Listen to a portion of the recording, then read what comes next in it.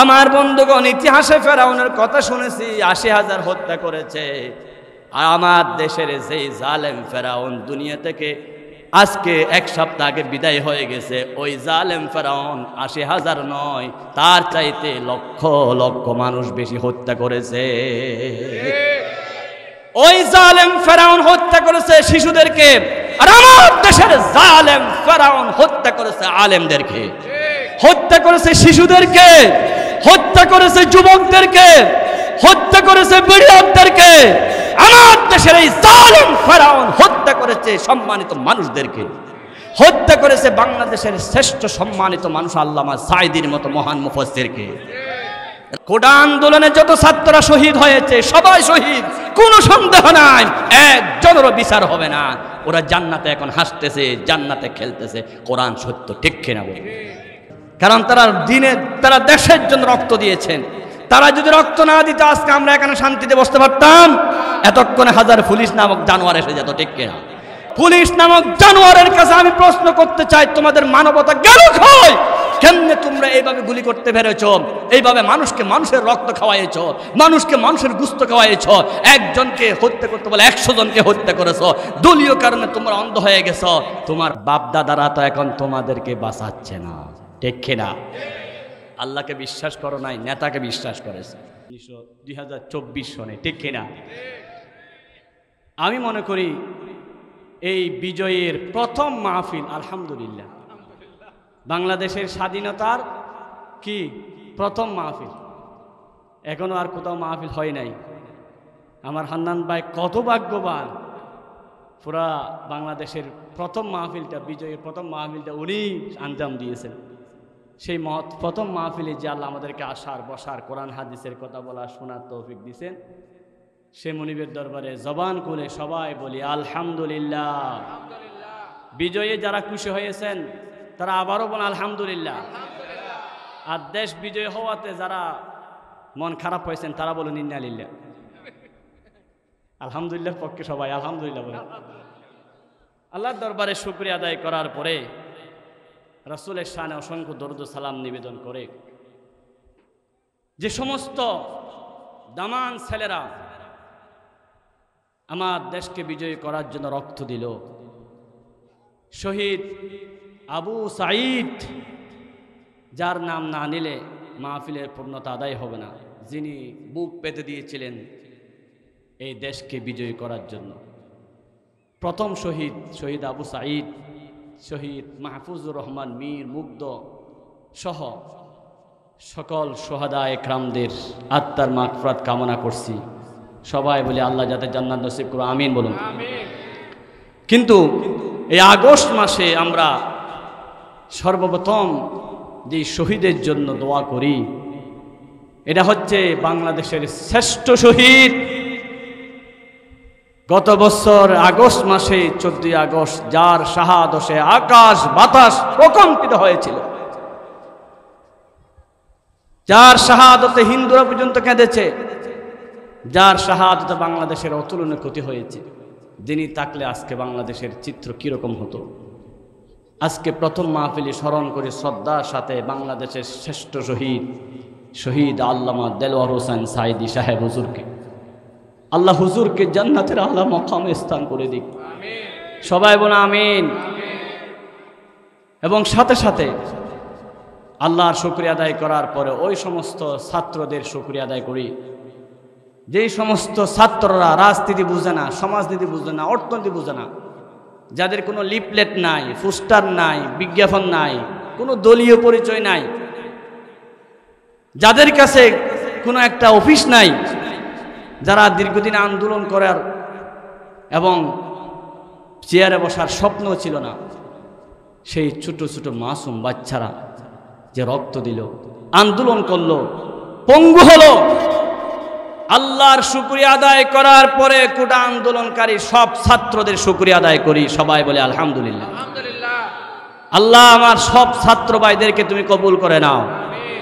এই ছাত্র ভাইরা বাংলাদেশে যাতে যোগ্য নেতৃত্ব দিতে পারে, আমার সকল ছাত্র ভাইদেরকে তুমি রহম করুন আল্লাহ। দেখতেছেন মন্ত্রীর পদে, আজকে সম্মানের পদে 2জন ছাত্র, এই ছাত্রগুলো দেখে আমার আশ্চর্য লাগলো যখন শপথ গ্রহণ করলো কালকে। গতকাল কি বার ছিল? বৃহস্পতিবার। গত বৃহস্পতিবার এই দিনে ওরা ডিবি খাত জ্বালিয়ে রক্ত ঝরতেছে, ঠিক কিনা? এই ছেলেগুলো ডিবি খাত জ্বালিয়ে রক্ত ঝরতেছে, আজকে তারা মন্ত্রীর চেয়ারে বসা। সুবহানাল্লাহ বলেন। আল্লাহ কি মহান দেখছেন, কি মহান আল্লাহ রাব্বুল আলামিন। যারা এক সপ্তাহ আগে ডিবি খাত জ্বালিয়ে রক্ত ঝরাচ্ছে, আল্লাহ তাদের গলায় ফুলের মালা তুলে দিয়েছে। বল আল্লাহু আকবার। এটা হচ্ছে আল্লাহর ওয়াদা। কার ওয়াদা? আল্লাহ রাব্বুল আলামিন ওয়াদা করেন যারা সত্যের জন্য, হকের জন্য জীবন দেয়, রক্ত দেয়, আল্লাহ রাব্বুল আলামিন তাদেরকে অবশ্যই বিজয়ের মালা পরাইয়া দেয়। সুবহানাল্লাহ বলেন। সুতরাং আমরা তাদের জন্য দোয়া করি, তারা যাতে সুন্দরভাবে ঐক্যবদ্ধভাবে থাকতে পারে। এখানে কোনো রাজনীতি আছে? এই ছাত্রের মধ্যে কোনো রাজনীতি নাই। ওরা রাজনীতি বুঝে না, ওরা বুঝে দেশ বাঁচাও, মানুষ বাঁচাও, দেশ বাঁচাও, মানুষ বাঁচাও। আজকে দেশ বাঁচছে, মানুষ বাঁচছে, আলহামদুলিল্লাহ বলুন, বলুন আলহামদুলিল্লাহ। তাহলে আমরা তাদের শুকরিয়া আদায় করার পরে আপনাদের শুকরিয়া আদায় করতেছি, যারা আজকে কষ্ট করে মাহফিলে আসছেন, ক্ষণ বৃষ্টিকে উপেক্ষা করে। আল্লাহ আপনাদের উপর খাস রহমত নাজিল করুন। আপনারা যদি না আসতেন তাহলে এই মাহফিল সৌন্দর্য মণ্ডিত হতো না। আল্লাহর শুকরিয়া, ছাত্রদের শুকরিয়া, তারপরে আমার হান্নান ভাইয়ের পরিবারের শুকরিয়া, তারা যেহেতু মাহফিলের আয়োজন করেছে। সাথে সাথে আপনারা উপস্থিত সবাই শুকরিয়া আদায় করে আমরা আলোচনা শুরু করতে যাচ্ছি কোরআন শরীফ থেকে। আলোচনা হবে কোন কিতাব থেকে? কোরআন শরীফ থেকে।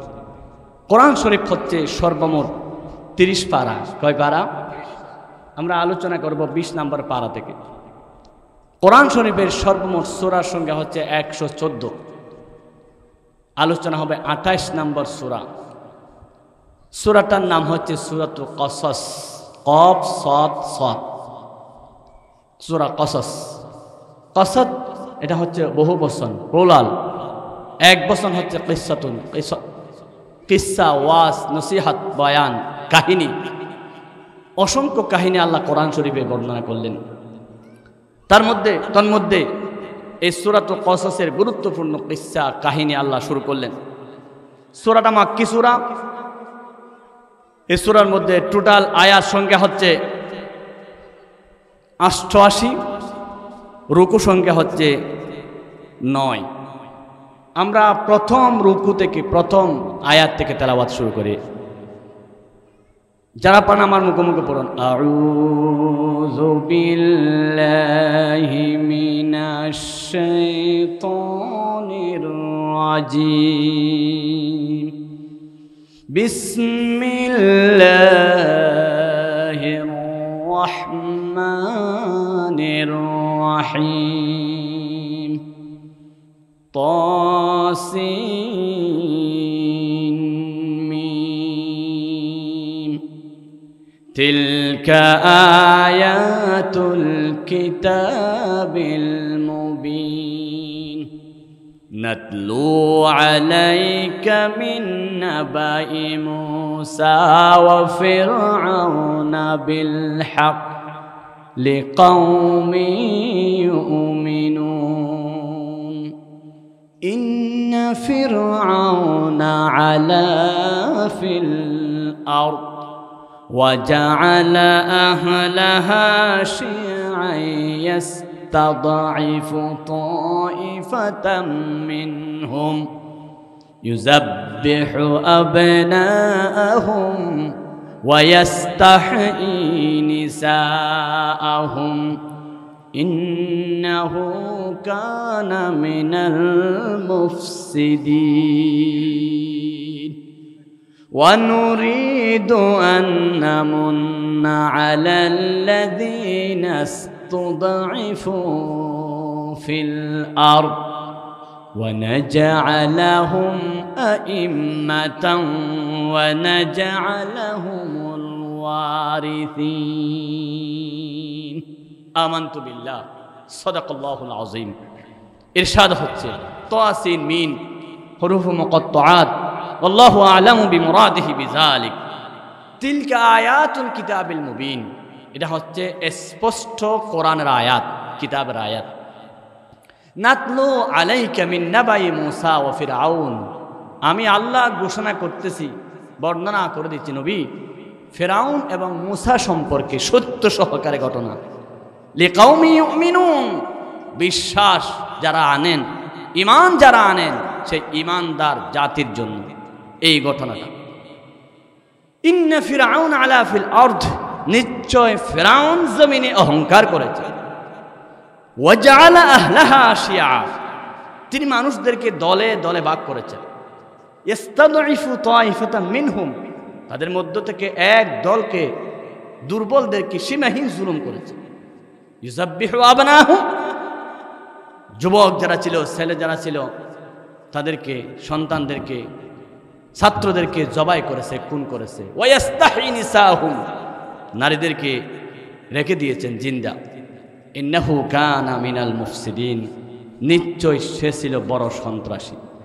ওয়া নুরিদু আন নামুন্না আলাল্লাযীনা ইসতুদঈফু ফিল আরদ, আমি আল্লাহ ইচ্ছা করেছি, আমি আল্লাহর সিদ্ধান্ত হলো মুজারে, নুরিদু আমি আল্লাহ চাইব, হাল এবং মুস্তাকবেল, অবশ্যই আমি আল্লাহর ইচ্ছা হলো যে যাদেরকে ফেরাউন কষ্ট দিয়েছে, নির্যাতন করেছে, মেরেছে, আমি আল্লাহ রাব্বুল আলামিন নাজআলাহুম আইম্মা, তাদেরকে ইমাম বানাইয়া দেব, মন্ত্রী বানাইয়া দেব, চেয়ারে বসাইয়া দেব। ওয়া নাজআলাহুমুল ওয়ারিসিন, তাদেরকে আমি আল্লাহ ক্ষমতা দিয়ে দেব। সুবহানাল্লাহ, সরল অনুবাদ, কি সুন্দর করে আল্লাহ বললেন। আল্লাহ প্রথমে বললেন আমি আল্লাহ ঘটনা বর্ণনা করতেছি, ঘটনাটা কার? সুতরাং ওয়াজ হবে আল্লাহর ওয়াজ, আমাদের কোনো ওয়াজ নয়। যদিও বা খানা খাওয়াইছে হান্নান ভাইয়ে, আত্মীয় স্বজন সবাইকে, কিন্তু কথা বলতে হবে কার? কারণ খানাগুলো কো আল্লাহ, উনি তো চাউল তৈরি করতে পারে না, মাছ তৈরি করতে পারে না, গোস্ত তৈরি করতে পারে না, উনি শুধু আনছে, আসল হচ্ছে আল্লাহ। কথা হবে কার? আল্লাহ। আচ্ছা, আল্লাহর কথা বললে আপনাদের খারাপ লাগবে কেউ আছেন? সবার ভালো লাগবে তো? কারণ আল্লাহ বলছেন লিকাউমি ইউমিনুন, ঈমানদার জাতির জন্য এই কাহিনী। আমরা ঈমানদার না বেঈমান? এখানে সবাই ঈমানদার। আমি কিন্তু কথা শুরু করলে কে কে ঈমানদার বুঝাবে। খারাপ যার লাগবে মনে করবে সে মুনাফিক, ঠিক না? কথাগুলো যার অসুবিধা হবে মনে করতে হবে তার ঈমান দুর্বল হয়ে গেছে। তো রোগ হয়ে গেলে আমরা কি ফেলে দিব নাকি চিকিৎসা করে ভালো করব? আমরা এখন ভালো হয়ে যাব এই কোরআনের আয়াতের আলোকে। আল্লাহ রাব্বুল আলামিন বলেছেন ইন্না ফিরআউন আলা ফিল আরদ, নিশ্চয় পৃথিবীতে যারা ফেরাউন হয় তাদের 5টা কাজ। কয়টা কাজ? 1 নাম্বার আলা ফিল আরদ, জমিনে তারা অহংকার করে। তারা মনে করে আমরাই সব কিছু, আমরা জীবন গেল ফালাই না, আমরা চেয়ারে বসে থাকবো, প্রয়োজনে 41-1000 বছর পর্যন্ত চেয়ারে বসে থাকবো, আমরা জীবনে পালাবো না। এই অহংকার করা 1 নম্বর কার কাজ? সবাই বলেন না, ফেরাউনের কাজ। আমরা কিন্তু কোরআন থেকে কথা বলবো, বাইরে থেকে না, কোনো এখান থেকে কথা বলতেছি না, সব কোরআন থেকে সরাসরি। ফেরাউনের 1 নম্বর কাজ হলো অহংকার করা। আল্লাহ রাব্বুল আলামিন বলেন وَإِذْ قُلْنَا لِلْمَلَائِكَةِ اسْجُدُوا لِآدَمَ فَسَجَدُوا إِلَّا إِبْلِيسَ أَبَى وَاسْتَكْبَرَ وَكَانَ مِنَ الْكَافِرِينَ। আল্লাহু আকবার। পৃথিবীতে 1 নাম্বার অহংকার করেছে ইবলিস। আমি যখন ইবলিসকে বললাম আদমকে সিজদা করো, সাথে সাথে বলল আবা ওয়াস্তাকবারা, অস্বীকার করলো, অহংকার করলো, সিজদা করলো না। আল্লাহ বলেন ইবলিস রে, তোকে আমি সিজদা করতে বলেছি, আদমকে কেন সিজদা করলি না? ক্বালা মা মানাআকা আল্লা তাসজুদা ইয আমারতুক, আমি আল্লাহ যখন তোমাকে আদমকে সিজদা করতে বললাম কেন সিজদা করলা না? তখন শয়তান বলল খালাকাতানি মিন নারিন ওয়া খালাকাতাহু মিন তিন, কেন আমি আদমকে সিজদা করব? আমাকে তৈরি করা হয়েছে আগুন থেকে, আদমকে মাটি থেকে। শয়তান হলো আগুনের, আদম হলো মাটির।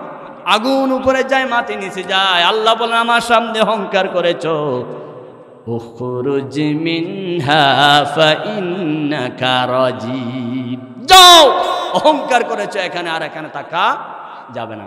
শয়তান সেখান থেকে চলে আসলো। কিসের কারণে ভাই? অহংকারের কারণ। সবাই বলুন কিসের কারণে? আল্লাহ রাব্বুল আলামিন বলেন, এবার আদম কি সিজদা না করার কারণে শয়তান তুমি চলে যাও, তোমার কোনো দাবি দাওয়া আছে কিনা, চাহিদা আছে কিনা? শয়তান বলল, আমার 3টা চাহিদা। 1 নাম্বার চাহিদা হলো আমি গেলে পরে জনগণ আমাকে মেরে ফেলবে, আমি যাতে গোপনে থাকতে পারি, আমাকে গোপনে থাকার মতো তৌফিক সুন্দর ব্যবস্থা করে দাও, প্রয়োজনে দিল্লি থাকবো, আমাকে একটা গোপনে থাকার ব্যবস্থা করে দাও। এই কথা বলার পর আল্লাহ বললেন, ঠিক আছে, তোকে আমি গোপনে থাকার একটা ব্যবস্থা করে দিলাম, মানুষের রগে রগে তুই থাকতে পারবি। 2 নাম্বার, আমি গোপনে থাকবো, আমার ওয়ার্কারদেরকে মারবি, তারাও যাতে গোপনে থাকতে পারে, খাবার দাবার পাই, ব্যবস্থা করো। আল্লাহ বলেন, দিলাম। 3 নাম্বার, আমি তো এখান থেকে চলে যাব, আমি যাতে কিয়ামত পর্যন্ত মানুষকে ক্ষতি করতে পারি সেই ক্ষমতা চাই, আমাকে ক্ষমতার মেয়াদ বাড়াইয়া দাও। কারণ 5 বছর চেয়ারে বসে যে জুলুম করেছি, পরবর্তী কোনো সরকার আসলে আমার বিচার হলে আমি বাঁচতে পারবো না, সেজন্য আমার ক্ষমতার মেয়াদ বাড়াইয়া দাও। জোরে বলুন নাউজুবিল্লাহ। সুজা কথা, সবাই মনে রাখবেন। ফেরাউন ধ্বংস হওয়ার 1 নম্বর কারণটা কি? শয়তান ধ্বংস হওয়ার 1 নম্বর কারণ কি? নমরুদ ধ্বংস হওয়ার 1 নম্বর কারণ কি? পৃথিবীতে যত জাতি ধ্বংস হয়েছে সব চাইতে বড় কারণ হলো অহংকার। সেজন্য আমরা বাংলায় বলি অহংকার পতনের মূল। বলল অহংকার পতনের মূল। আমার বন্ধুগণ, মানুষের মধ্যে যখন অহংকার এসে যায়, মানুষ যখন নিজেকে বড় মনে করে, আমাকে কে ক্ষমতা থেকে সরাতে পারবে, আমাকে কে এখান থেকে বের করতে পারবে, এই কথা মনে করার সাথে সাথে আল্লাহ রাগান্বিত হয়ে যায়। আল্লাহ বলেন, ক্ষমতা দেওয়ার মালিক আমি আল্লাহ, ওই ক্ষমতার চেয়ার থেকে জিরো বানানোর মালিকও আমি আল্লাহ। আল্লাহু আকবার। একদিনে যে আল্লাহ ডিবি কার্যালয়ের রিমান্ডে রাখে, সেই সন্তানদেরকে 1 সপ্তাহ পরে আল্লাহ মন্ত্রীর চেয়ারে বসাইতে পারে, পারে কিনা? নদীর কুল ভেঙ্গে ওই কুল গড়া, এই তো নদীর খেলা, সকাল বেলার দনি রে তুই ফকির সন্ধ্যা বেলা, ঠিক কিনা? সুতরাং আপনাদেরকে আমি জানিয়ে দিতে চাই, পৃথিবীতে যত ফেরাউন ছিল, কোন ফেরাউন টিকতে পারে না একমাত্র অহংকারের কারণে। আমাদের এই জালেমরা 15 বছর অহংকার করে অসংখ্য আলেমদের উপর নির্যাতন করেছে, আল্লাহর গজব পড়েছে, ঠিক না? অহংকার আল্লাহ কখনো সহ্য করে না। কিসের অহংকার করো? 2-4 ভাই দাঁড়িয়ে হলে শেষ, আর কথা বলতে পারে না। টাকার অহংকার, ক্যান্সার রোগী চিকিৎসা করতে শেষ। কিসের অহংকার? ক্ষমতার অহংকার, গদির অহংকার, পুলিশের অহংকার, র্যাবের অহংকার, বিডিআরের অহংকার। আল্লাহ অহংকার সহ্য করে না। এটা হচ্ছে সবার জন্য, বর্তমানে যারা আসতেছে আসবে সবার জন্য 1 নম্বর অনুরোধ, অহংকার করবেন না। মনে করবেন না আমরা এখানে থেকে যাব আর কেউ আমাদেরকে নাড়তে পারবে না। অসম্ভব, অসম্ভব। নারায়ণ মালিককে আল্লাহ। হযরত সুলাইমান আলাইহিস সালাতু ওয়াস সালাম ছিলেন পৃথিবীব্যাপী সম্রাট। সুলাইমান শুধুমাত্র একটা দেশের প্রেসিডেন্ট নয়, সুলাইমান প্রেসিডেন্ট ছিল সমগ্র একেবারে দেশের মানুষের প্রেসিডেন্ট, পিপিলিকার প্রেসিডেন্ট, আমার বন্ধুগণ পাখির প্রেসিডেন্ট, মাছের প্রেসিডেন্ট, সব কিছুর উপর প্রেসিডেন্ট করেছিল। বা সুলাইমা দাদে মুলকু সারওয়ারি সুদে মতে খাতে মশে দেও পারি। ওই সুলাইমান এই কথা চিন্তা করলেন, আল্লাহ কিভাবে ক্ষমতার চেয়ার থেকে মুহূর্তের মধ্যে নামায়া ভিক্ষুক বানাইতে পারে, আমার তো বিশ্বাস হচ্ছে না। মনে মনে তিনি চিন্তা করলেন।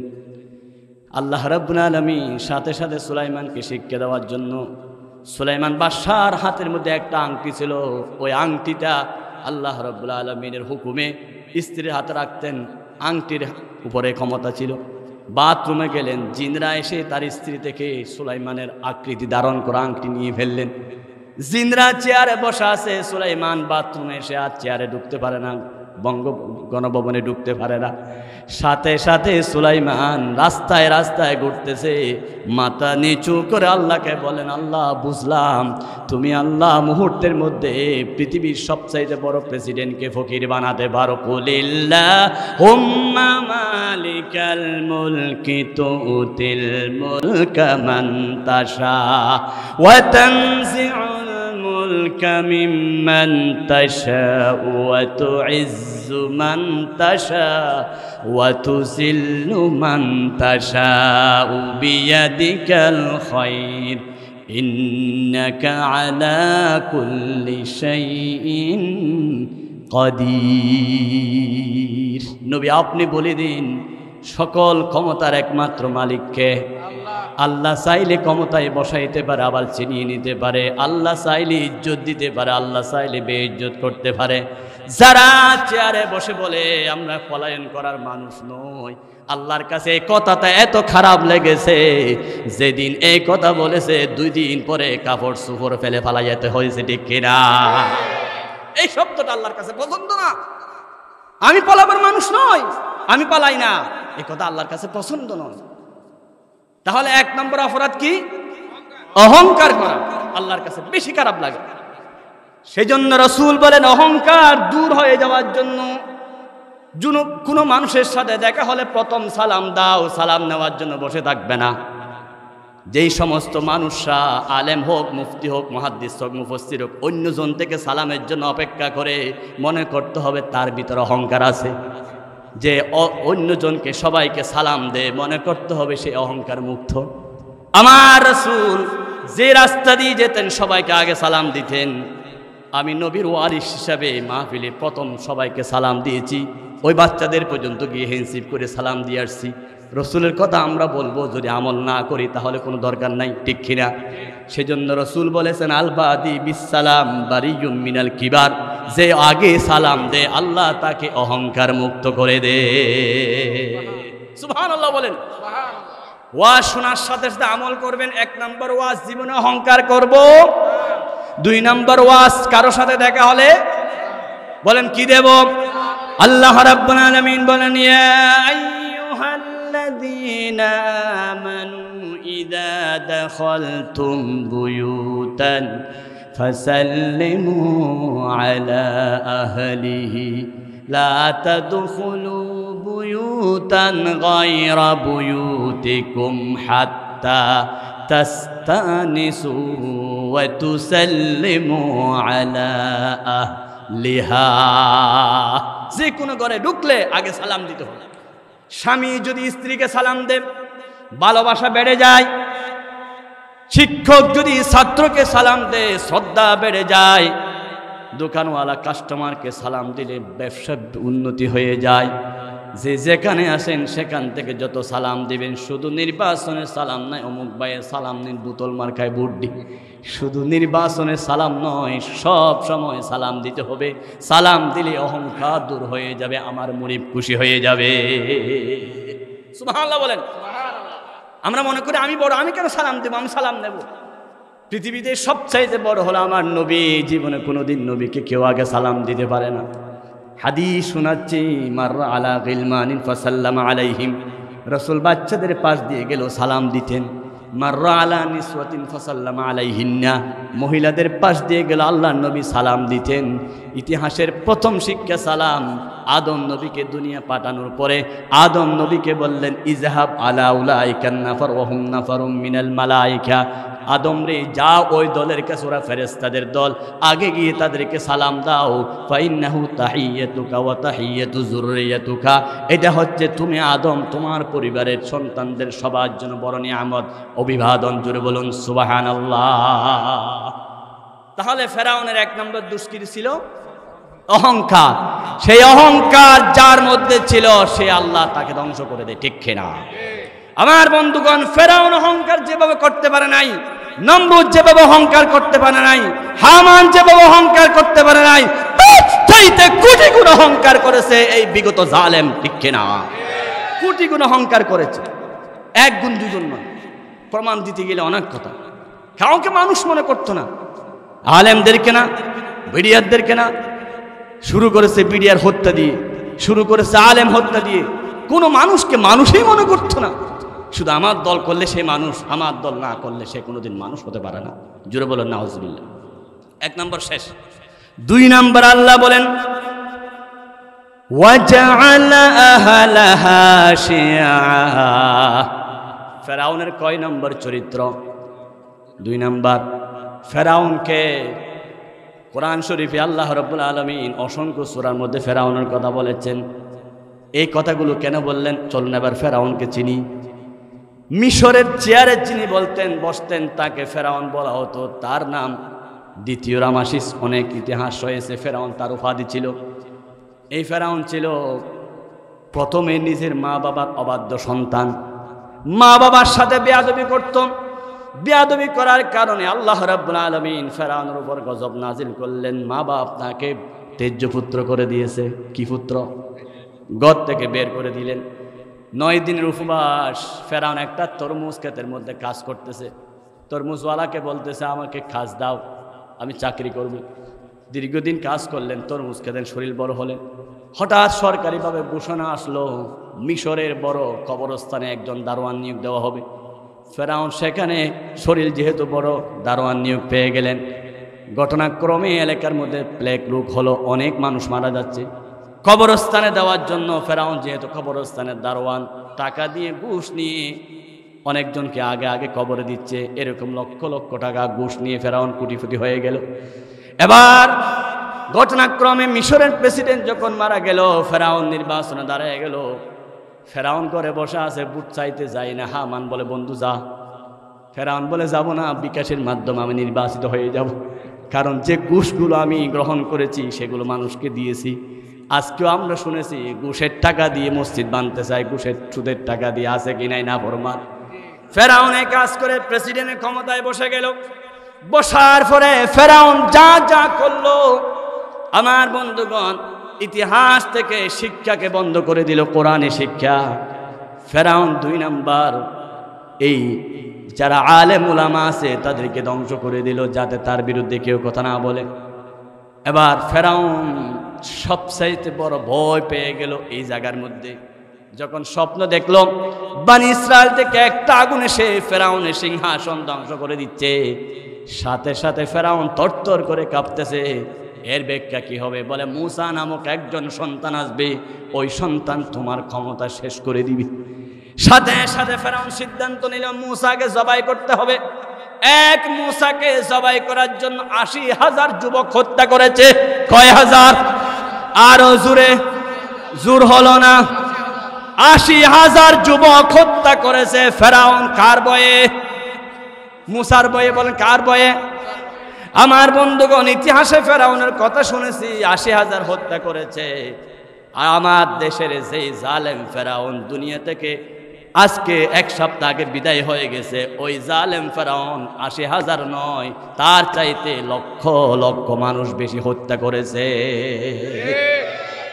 ওই জালেম ফেরাউন হত্যা করেছে শিশুদেরকে, আর আমার দেশের জালেম ফেরাউন হত্যা করেছে আলেমদেরকে, হত্যা করেছে শিশুদেরকে, হত্যা করেছে যুবকদেরকে, হত্যা করেছে বিড়িয়ারদেরকে। আমার দেশের এই জালেম ফেরাউন হত্যা করেছে সম্মানিত মানুষদেরকে, হত্যা করেছে বাংলাদেশের শ্রেষ্ঠ সম্মানিত মানুষ আল্লামা সাঈদীর মতো মহান মুফাসসিরকে। রাখে নাই কাজ। আমার বন্ধুকে এক এক ইতিহাস শুনলে আপনি আশ্চর্য হয়ে যাবেন কিভাবে হত্যা করেছে। 8 বছর 10 বছর রিমান্ডে রাখার পরে মানুষের গুস্ত মানুষকে খাওয়াইছে, দাড়িগুলো আসাইয়া শেভ করাইয়া পেশাব করাইয়া দিয়েছে। শুধু তাই নয়, আয়নাগরের ব্যারিস্টার আজমি বলতেছে যে রুমাল দিয়ে চোখের পানি মুছছি, এই চোখের পানি যদি জল গামছা থেকে জারি একটা দিঘির মতো হয়ে যাবে। 10টি বছর পর্যন্ত আলো নাই, বাতাস নাই, এমন একটা ঘরে কত মানুষকে সেখানে রেখে দিয়েছে।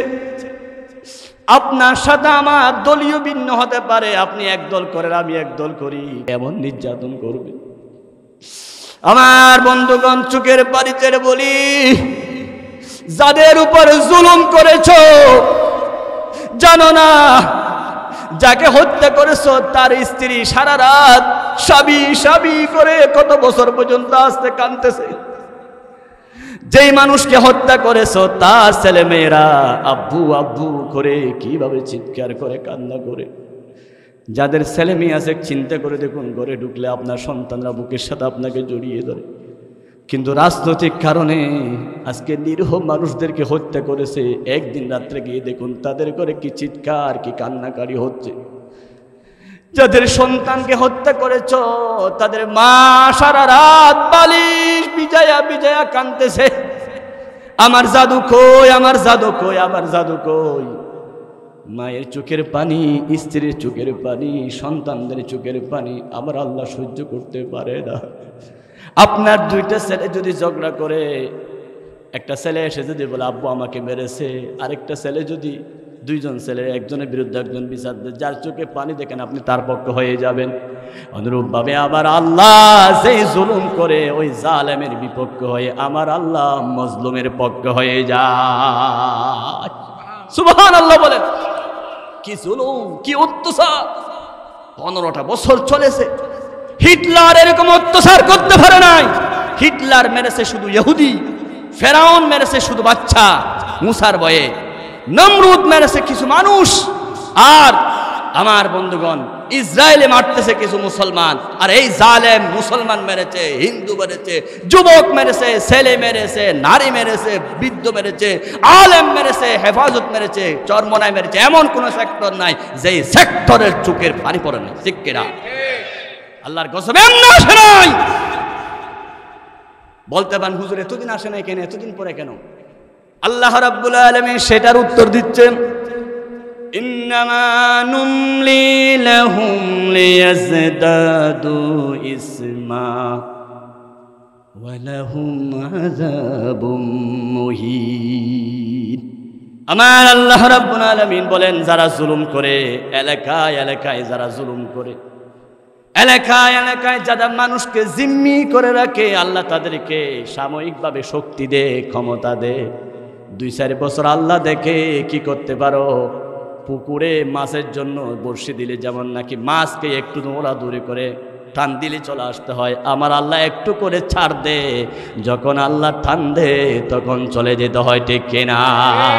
ধরে ধরে ধরে না, ধরলে খোদা ছাড়ে না। আমার হাতে কি কোরআন শরীফ ধরে আল্লাহর কসম 15টা বছরের কথাগুলো বলেছি, কোনোদিন ভয় পাই নাই, জালেমের জুলুমের জেলের ভয় পাই নাই। হক কথা বলে গেছি। ঠিক কিনা? এই 15টা বছর থেকে বলতেছি তোমার পতন হবে জুলুমের কারণে। শুনো নাই আমাদের কথা? আল্লাহ অবশ্যই নিশ্চিত কোরআনে। আপনারা কি কোরআনে সত্য যাচাই করতে চান? দেখুন কোরআনে যা বলেছে বাস্তব তা হয়েছে। ঠিক কিনা? আমরা বলে আসি নাই, বলছিলাম কিনা জালেম পতন হবেই হবেই হবেই হবে। কারণ পৃথিবীতে কোনো জালেম টিকতে পারে না, কোনো জালেম। আল্লাহ জুলুম সহ্য করে না। আল্লাহ বলেন জুলুমটা যদি কোনো মুসলমান হিন্দুর উপর করে আমি সহ্য করি না, কোনো জুলুম যদি ইমাম মুসল্লির উপর করে আমি সহ্য করি না, কোনো জুলুম যদি মসজিদ কমিটি আলেমদের উপর উঠে আমি সহ্য করতে পারি না, কোনো জুলুম যদি স্বামী স্ত্রীর উপর করে আমি সহ্য করি না, কোনো জুলুম যদি সন্তান মা বাবার উপর করে আমি সহ্য করতে পারি না, কোনো জুলুম যদি দেশের নেতা হয়ে জনগণের উপর করে আমি সহ্য করতে পারি না, আল্লাহ বলেন আমার কাছে সবচাইতে খারাপ কাজ হলো জুলুম করা। কিয়ামতের দিন সর্বপ্রথম বিচার হবে জুলুমের। যেই ছাগল শিঙে দিয়ে একটা ছাগলকে আক্রমণ করেছিল, আল্লাহ 2 ছাগলকে তুলবেন। যেই ছাগলের শিং ছিল না ওই ছাগলের শিং দিবেন এবং বলবেন তোমাকে যেইভাবে জুলুম করেছিল, শিং মেরেছিল, আজকে লক্ষ জনতার সামনে তুমিও শিং মারো, আমি আল্লাহ জুলুমের প্রতিশোধ নিব। সুবহানাল্লাহ। আউয়ালু মা ইউকযা ইয়াউমাল কিয়ামাতি বাইনান নাসি আদ-দিমা। কিয়ামতের দিন প্রথম বিচার হবে জুলুমের, খুনের, রক্তের বিচার। আল্লাহু আকবার। তুমি যদি একজন মানুষকে খুন করো, ডায়েরিতে লিখে রাখো তুমি যেভাবে খুন করেছ তার চাইতে ভয়ঙ্কর ভাবে তোমাকে খুন করা হবে। আজকে আবু সাঈদকে খুন করেছে পুলিশ। ইউনুস কোথায়? ইউনুসের অস্তিত্ব। স্ত্রী বলে তালাক দিলাম, সমাজের লোকেরা বলে এখানে ঢুকতে দেব না। কারণ আল্লাহ মানুষ মারলে আর সহ্য করতে পারে না। আল্লাহু আকবার, আল্লাহু আকবার বলে। 1 কোটি উন্নয়ন, ফ্লাইওভার, ব্রিজ, কালভার্ট, টানেল সবকিছু এক জায়গায় রাখলো, একজন মানুষের রক্তের দাম আল্লাহর কাছে বেশি। লাজাওয়ালুদ দুনিয়া আহওয়ান, কোরআন শরীফ ধরে ধরে বলতেছি। নবীজি বলেছেন পুরা পৃথিবী ধ্বংস হয়ে গেল, যত সহজ তার চাইতে একজন মানুষের রক্ত গেলে তার চাইতে কঠিন ভয়ঙ্কর। কারণ ফ্লাইওভার ভেঙে গেলে আবার বানাইতে পারবা, মেট্রো রেল আবার বানাইতে পারবা, কিন্তু একজন মানুষ আবু সাইদ যদি মারা যায়, পৃথিবীর সবাই মিলে আরেকজন আবু সাইদ বানাইতে পারবে না। আল্লাহু আকবার। কেমন সন্তান মীর মাহফুজুর রহমান মীর মুগ্ধ মারা যাওয়ার আগে চিৎকার করে বলতেছে পানি লাগবে, পানি পানি পানি। আল্লাহর কোরআন ধরে বলতেছে কলিজা কাফে। রাসূলুল্লাহর ইয়ার মুখে যুদ্ধ শুনেছি, দেখি নাই। আল্লাহর নবীর ইয়ার মুখের যুদ্ধে সাহাবায়ে কেরাম মৃত্যুর সময় বলে পানি দাও, পানি দাও, পানি দাও, শহীদ হয়ে যাচ্ছে। একজন এক গ্লাস পানি নিয়ে আসলেন, সাথে আরেকজনে বললেন পানি দাও। ওই মুমূর্ষু রোগী বলে আমাকে দিতে হবে না, ওনাকে দাও। ওনার কাছে পানি নিয়ে গেলেন, আরেকজনে বলে পানি দাও, পানি ওনার কাছে নিয়ে গেলেন। হাদিসের মধ্যে আছে একজন থেকে অপরজন ট্রান্সফার করতে করতে শেষ পর্যন্ত সবাই পানি পান না করে দুনিয়া থেকে শহীদ হয়ে গেলেন। ওই পানির ইতিহাস আজকে আবার মুগ্ধ মাহফুজুর রহমান মীর, এই কোটা আন্দোলনের দ্বিতীয় শহীদ, তিনি জানিয়ে দিলেন আমি দুনিয়া থেকে চলে যাচ্ছি, আমার ভাইদেরকে ইয়ার মুখের যুদ্ধের মতো পানি পান করায় যাচ্ছি। আল্লাহু আকবার। পানি লাগবে, পানি পানি পানি। মেসেজ কি? মেসেজ হলো জীবনের শেষ মুহূর্তে পর্যন্ত মানুষের উপকার করবেন। রাজি আছেন তো ইনশাআল্লাহ? প্রয়োজনে পানি দিয়ে উপকার করবেন, খাবার দিয়ে উপকার করবেন, আপনার যা সাধ্য আছে মানুষের উপকার করবেন। আমার নবী বলেছেন খায়রুন নাস মাইয়ানফাউন নাস, পৃথিবীতে সবচাইতে ভালো মানুষ হলো যারা মানুষের উপকার করে। আল্লাহু আকবার। এই পতেঙ্গা নাজিরপাড়া বাসির প্রতি আমি কৃতজ্ঞ। কিভাবে তারা আমাকে মহব্বত করেছে, কিভাবে খাবার খাওয়াইছে, কিভাবে পানি পান করাইছে, কিভাবে মেহমানদারি করেছে। আমি আমার এই মুরব্বীদের চেহারা দেখলে আপনারা আলহামদুলিল্লাহ দোয়া করেছেন। আমি গত এই কয়েকদিন আগেই আল্লাহর ঘর থেকে হজ করে আসছি। এখানে থাকতে ওমরা করেছিলাম, ওমরা করে আল্লাহর কাছে দোয়া করেছি হজ করার জন্য। আল্লাহ নিয়ে গেছেন হজে আলহামদুলিল্লাহ।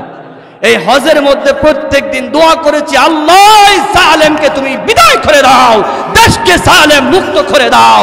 আল্লাহ কাবা শরীফের দোয়া কবুল করেছেন, জালেমকে বিদায় করে দিয়েছেন। আল্লাহু আকবার। কাবা শরীফের দোয়া আল্লাহ কবুল করেছেন, আলহামদুলিল্লাহ, আলহামদুলিল্লাহ। আমার বন্ধুগণ সবসময় মানুষের উপকার করবেন। আজকে আমার হান্নান ভাই কিভাবে করে মানুষকে খানা খাওয়াচ্ছে, পানি পান করাচ্ছে, শত শত মানুষের মেহমানদারি।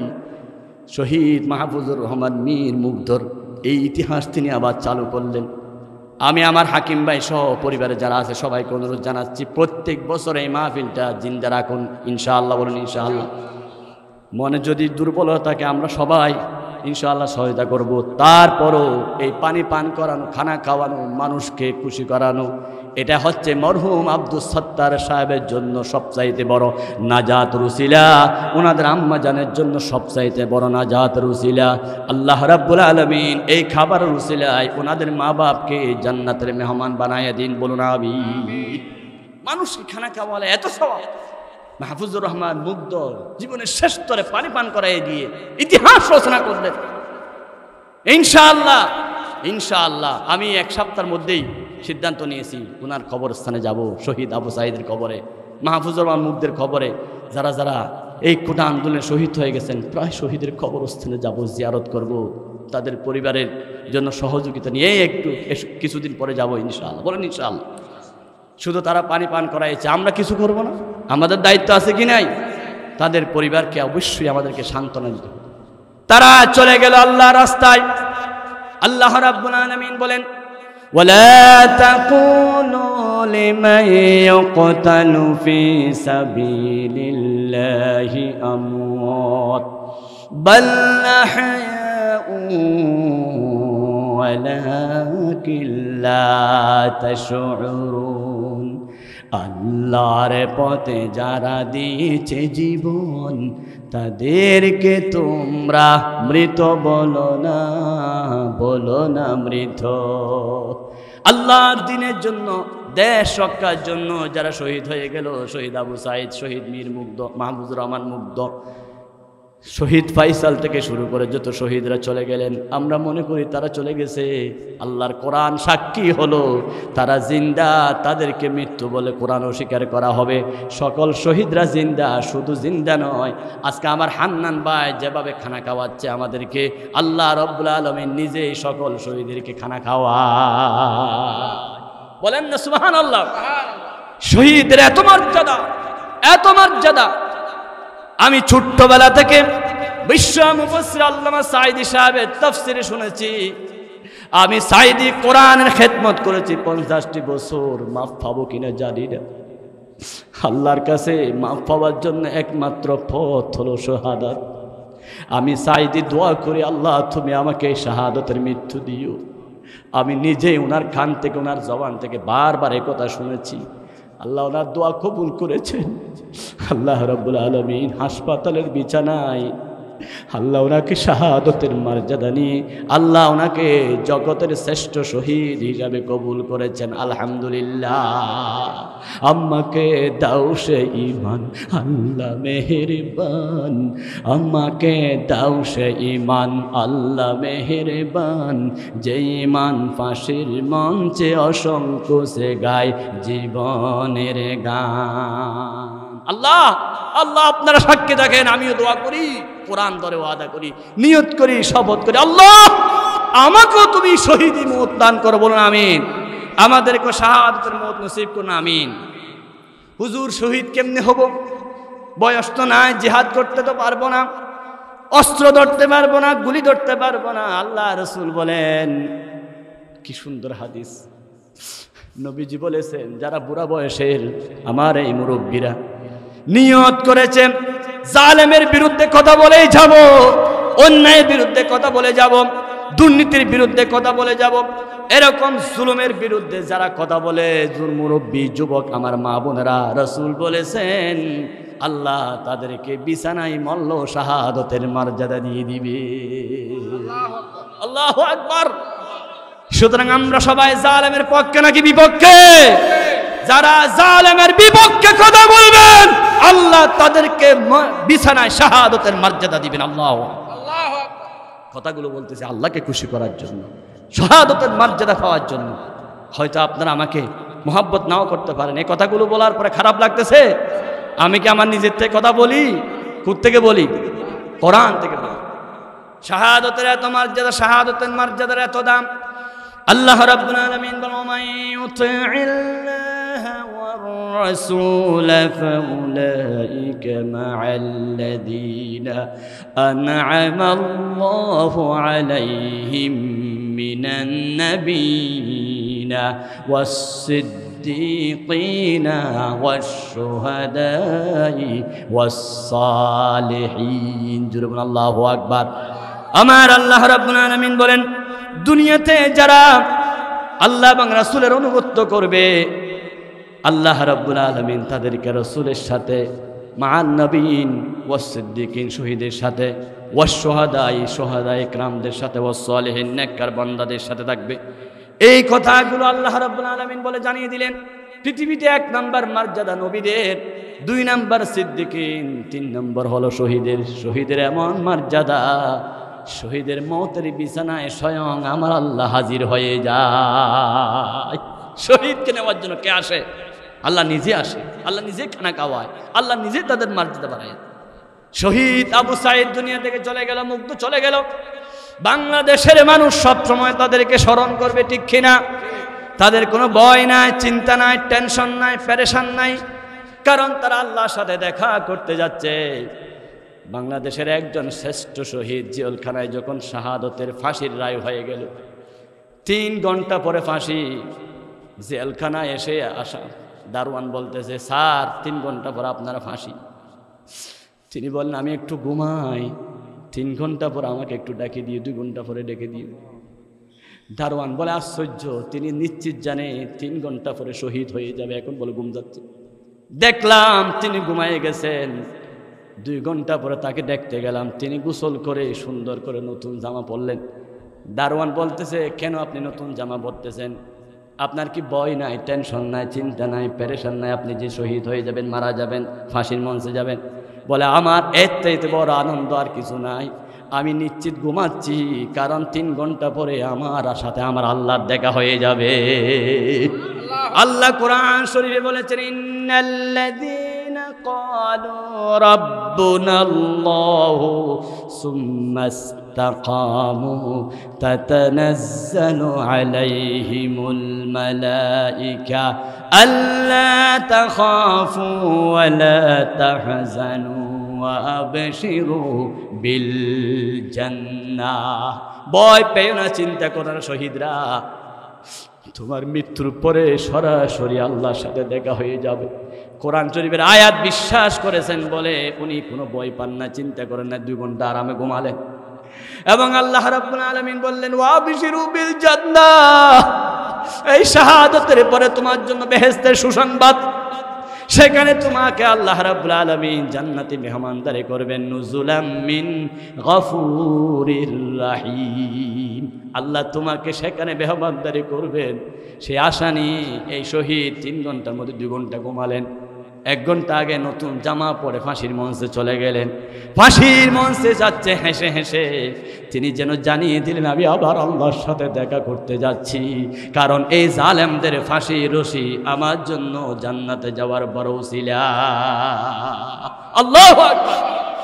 শহীদ মীর কাসেম আলী জেলখানার মধ্যে যেমন হেসে হেসে ফাঁসির মঞ্চে চলে গেলেন, কারণ তিনি জান্নাত দেখতেছেন। ওনার উত্তরসূরি শহীদ আবু সাঈদও সিনা লাগাইয়া দিল মার গুলি। তিনি তো চলে যেতে পারতেন না, কারণ তিনি জানেন মরলে পরে আল্লাহর সাথে সরাসরি দেখা হয়ে যাবে। আমার রক্তের পরে বাংলাদেশ স্বাধীন হবে, জালেম বিদায় হবে। আল্লাহ রাব্বুল আলামিন সত্যিই শহীদ আবু সাঈদের রক্তকে কবুল করেছেন। আল্লাহু আকবার, আল্লাহু আকবার বলেন। শহীদরা যখন রক্ত দেয় আল্লাহ এত খুশি হয়ে যায়। গাছের গোড়ায় পানি দিলে যেমন গাছ বড় হয়, শহীদের রক্ত পড়লে ইসলাম জিন্দা হয়ে যায়। সুবহানাল্লাহ। ইসলাম জিন্দা হোতা হে হার করবালা কি বাত। রক্তের পরে জীবন, ইসলাম জিন্দা হবেই হবেই হবে, কোনো সন্দেহ নাই।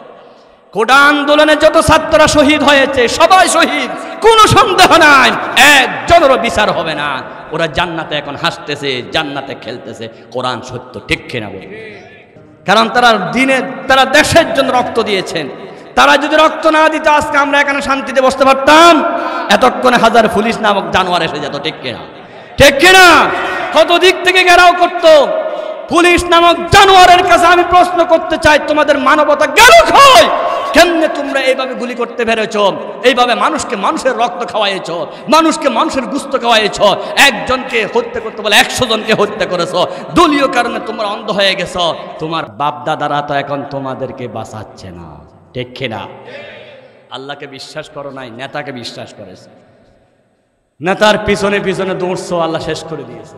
মনে করবেন না আমি সুযোগের পাখি, এখন বলতেছি, এখন না, আমি সুর পাল্টাই নাই। আমি আগেও যেরকম ছিলাম জালেমের বিরুদ্ধে, এখনো আছে, মৃত্যু পর্যন্ত থাকবো ইনশাআল্লাহ। দীর্ঘদিন পর্যন্ত জালেমের পক্ষে থাকবো। আবার জালেম যখন চেয়ার থেকে উল্টে যায় আবার সুর ফিরাই ফেলবো। এই মুনাফেকি আমার কাছে না। আমি মুনাফেক মোল্লা নয়, আমি সত্যিকারের মোল্লা। জীবন বাজি রেখে হক কথা বলেছি, বলবোই। এতদিন গোপন ছিলাম, এখন সুন্দর করে শুরু করব। এগুলো আমি জানি না, সবসময় সত্যের উপর ছিলাম, থাকবো ইনশাআল্লাহ। বলে ইনশাআল্লাহ। আমার বন্ধুগণ, ফেরাউনের 1 নম্বর খারাপ চরিত্র ছিল কি করা? মনে করবেন কি করা? অহংকার করার কারণে তার মা বাপ তাকে তেজ্য পুত্র করেছে। সে মা বাবার সাথে বেয়াদবি করেছে ছোটবেলা থেকে। এবার ভালো করে শুনুন, দুনিয়াতে 3টা বিচার আল্লাহ দুনিয়ার মধ্যে করে দেন। 1 নম্বর অহংকারের বিচার। 2 নম্বর মা বাবার সাথে যারা নাফরমানি করে, মা বাবার সাথে যারা বেয়াদবি করে, তাদের বিচার আল্লাহ দুনিয়ার মধ্যে করে দেন। 2017 সালে 2 জন হাজি বাংলাদেশ থেকে হজে যাচ্ছে। বাংলাদেশ ঢাকা থেকে এয়ারপোর্টে উঠেই চলে গেলেন জিদ্দা এয়ারপোর্ট।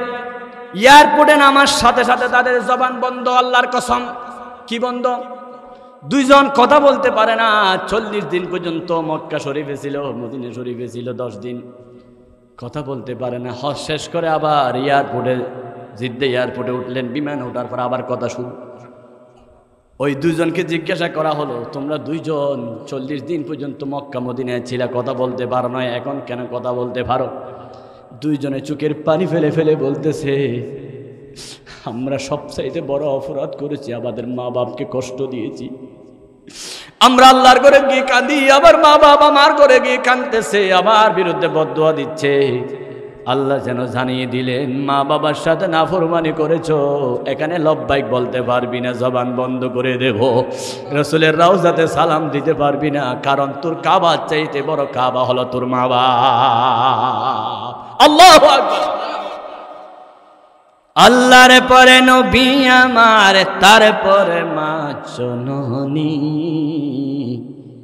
মাঝে আমার নয়নের মনি।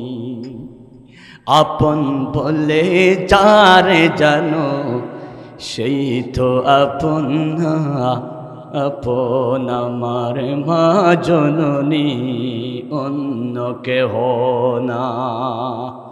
আমার সত্তার ভাই, আমার হাকিম ভাই, আবার হান্নান ভাই, এই ভাইয়েরা আজকে মা বাবার জন্য কত বিশাল মাহফিল করল। আমার বন্ধুগণ, যার মা বাপ নাই জানেন কত বড় নিয়ামত। পৃথিবীতে সব কিছু পাওয়া যায়, কিন্তু মা বাপ চলে গেলে আর পাওয়া যায় না। আমরা যারা মা বাপ হারিয়েছি, কেউ মা করে ডাক দিলে মন কান্দে, কলিজা কান্দে, চোখের পানি ফেলতে পারি, শেষ হয় না।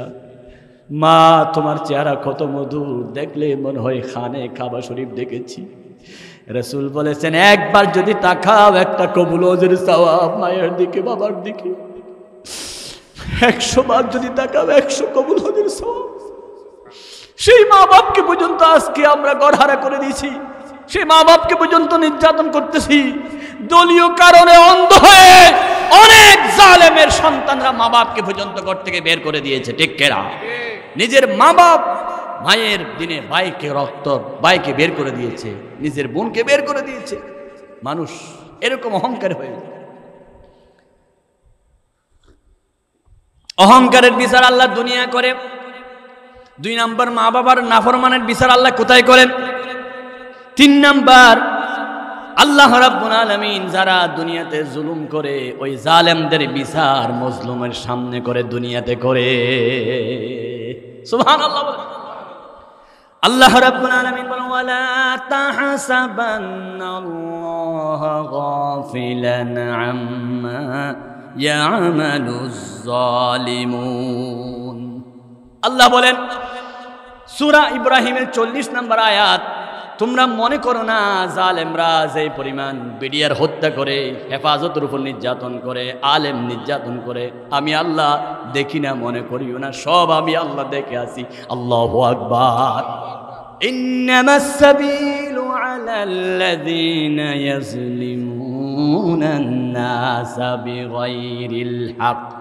যারা এরকম করে রক্ত প্রবাহিত করে, জুলুম করে, আমি আল্লাহ নিজেই তাদের বিরুদ্ধে বাদী হয়ে মামলা দিই। আল্লাহু আকবার।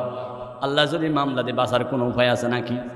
আল্লাহ রাব্বুল আলামিন বলেন, ওয়াসায়ালামুল্লাযীনা যালামু আইয়া মুনকালাবি ইয়ানকালিবু।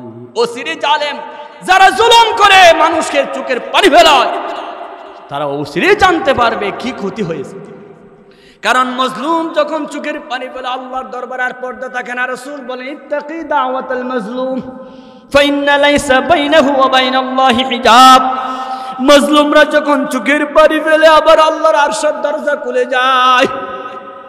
ব্যারিস্টার আজমি বলেন, আমার চোখের পানির জল গামছায় মুছেছি, এই চোখের পানি যদি আমি খুলে দিই, একটা দিঘির পরিমাণ পানি হয়ে যাবে।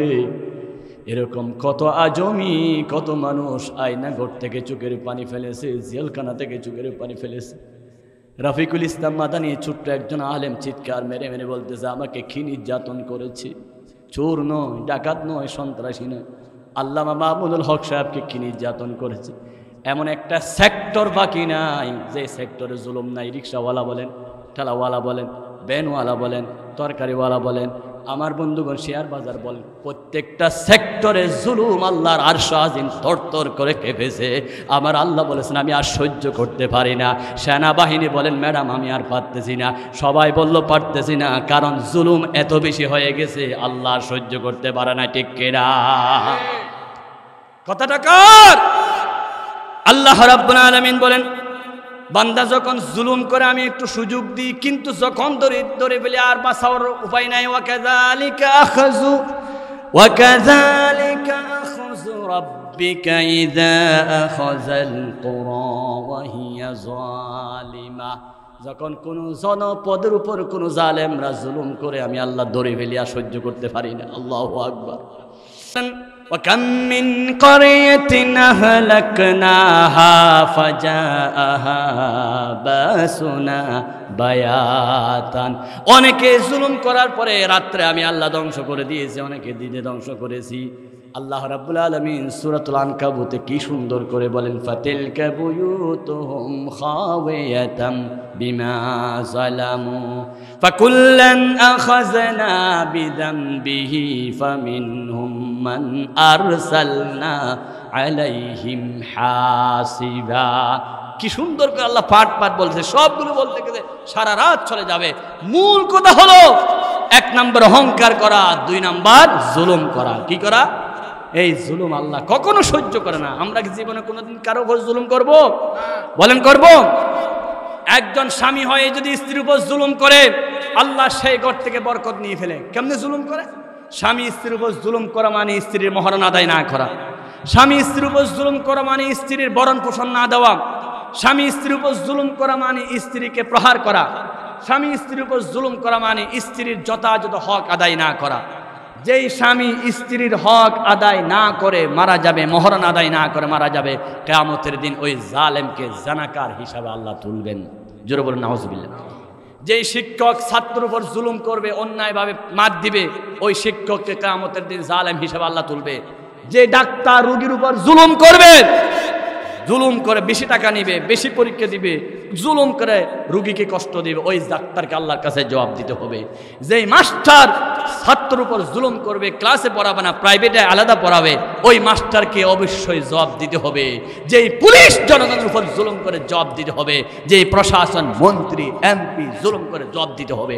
আমার বন্ধুগণ, এই জুলুমের পরে দুনিয়াতে অপমান হয়েছে যা, তার চাইতে কোটি গুণ বেইজ্জত হবে হাসরের ময়দানে। ঠিক কিনা? কারণ দুনিয়াতে 100 জন মানুষ মারলো, একবার ফাঁসি দিল, বিচারেরা ফাঁসি হয়ে গেল। আচ্ছা 100 জনের একজন ফাঁসি দিলে হবে? কিয়ামতের দিন আল্লাহ রাব্বুল আলামিন যতজন মেরেছে ততবার ফাঁসি দিবে। আমার মনে হয় এই জালেমকে এই জাতির সামনে, বাংলাদেশের সকল মানুষের সামনে কয়েক লক্ষবার ফাঁসি দিবে হাসরের ময়দানে এই জালেমকে। ঠিক কিনা? কারণ আল্লাহর কথা, আলাইসাল্লাহু বিআহকামিল হাকিমিন। আল্লাহ হচ্ছে শ্রেষ্ঠ বিচারক। সুবহানাল্লাহ। সুতরাং আমার মা বোনরা, সন্তানের উপর জুলুম করিয়েন না, স্বামীর উপর জুলুম করিয়েন না। স্বামীর উপর জুলুম কি? আল্লাহ রাসূল বলেন, যে সমস্ত মহিলারা স্বামীর অনুমতি ছাড়া অন্যজনের সাথে সম্পর্ক রাখে, এটা হলো জুলুম। স্বামী বাজারে, স্বামী পকেট পাঞ্জাবি রেখে গেলে পকেটের থেকে টাকা নিয়ে ফেলে, এটা হলো জুলুম, অন্যায়ভাবে। স্বামীর কথা ছাড়া অন্যজনের সাথে সম্পর্ক রাখা, এটা হলো জুলুম। আছে কি নাই আমাদের সমাজে? বলেন আছে কি নাই? স্বামী স্ত্রীরা, মা বোনরা একটু মন দিয়ে শুনুন, একটু আপনারা মনটা লাগান।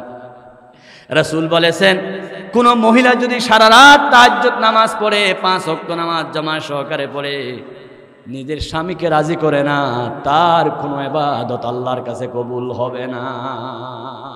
সে শুধু তাহাজ্জুদ পড়তে পারবে কিন্তু ইবাদত কবুল হবে না, কারণ স্বামীর কি? বদদোয়া। সেজন্য মহিলাদেরকে বলেছে রোজা রাখতে গেলেও স্বামীর অনুমতি নিতে হবে। কখন তোমার স্বামীর প্রয়োজন হয়। নিজের বাড়ি থেকে বাবার বাড়ি যেতে হলো, স্বামীর প্রয়োজন লাগবে। এতদিন তো বলেছিলেন স্বামীর কথা মানব না, অমুক নীতি ছাড়বো না, পর্দা মতে চলবো না, এখন এটা চলবে না। এখন স্বামীর অনুমতি ছাড়া কিছু করা যাবে না।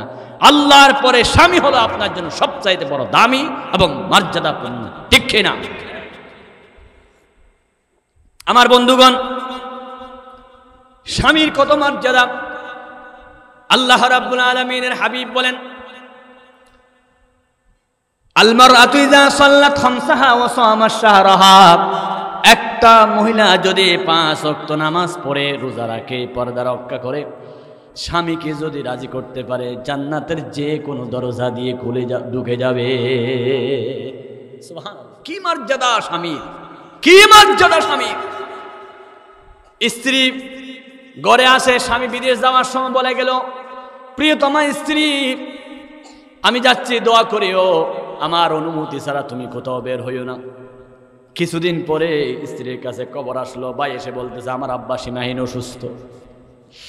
স্ত্রী চোখের পানি ফেলে যাই নামাজে দোয়া করে, আল্লাহ আমার আব্বা অসুস্থ, স্বামী তো অনুমতি দেয় নাই, আমি কেমনে বাবার বাড়ি যাব না। 2 সপ্তাহ 3 সপ্তাহ পরে অসুস্থ অবস্থায় বাবা মারা গেল। খবর দিল স্বামী, স্বামীকে ফোনে পেল না, যোগাযোগ করতে পারলো না। স্ত্রী চোখের পানি ফেলে যাই নামাজে বলল আমার আব্বা চলে গেল, কিন্তু আমার স্বামীর অনুমতি নাই, আমি যাব না, যাই নাই।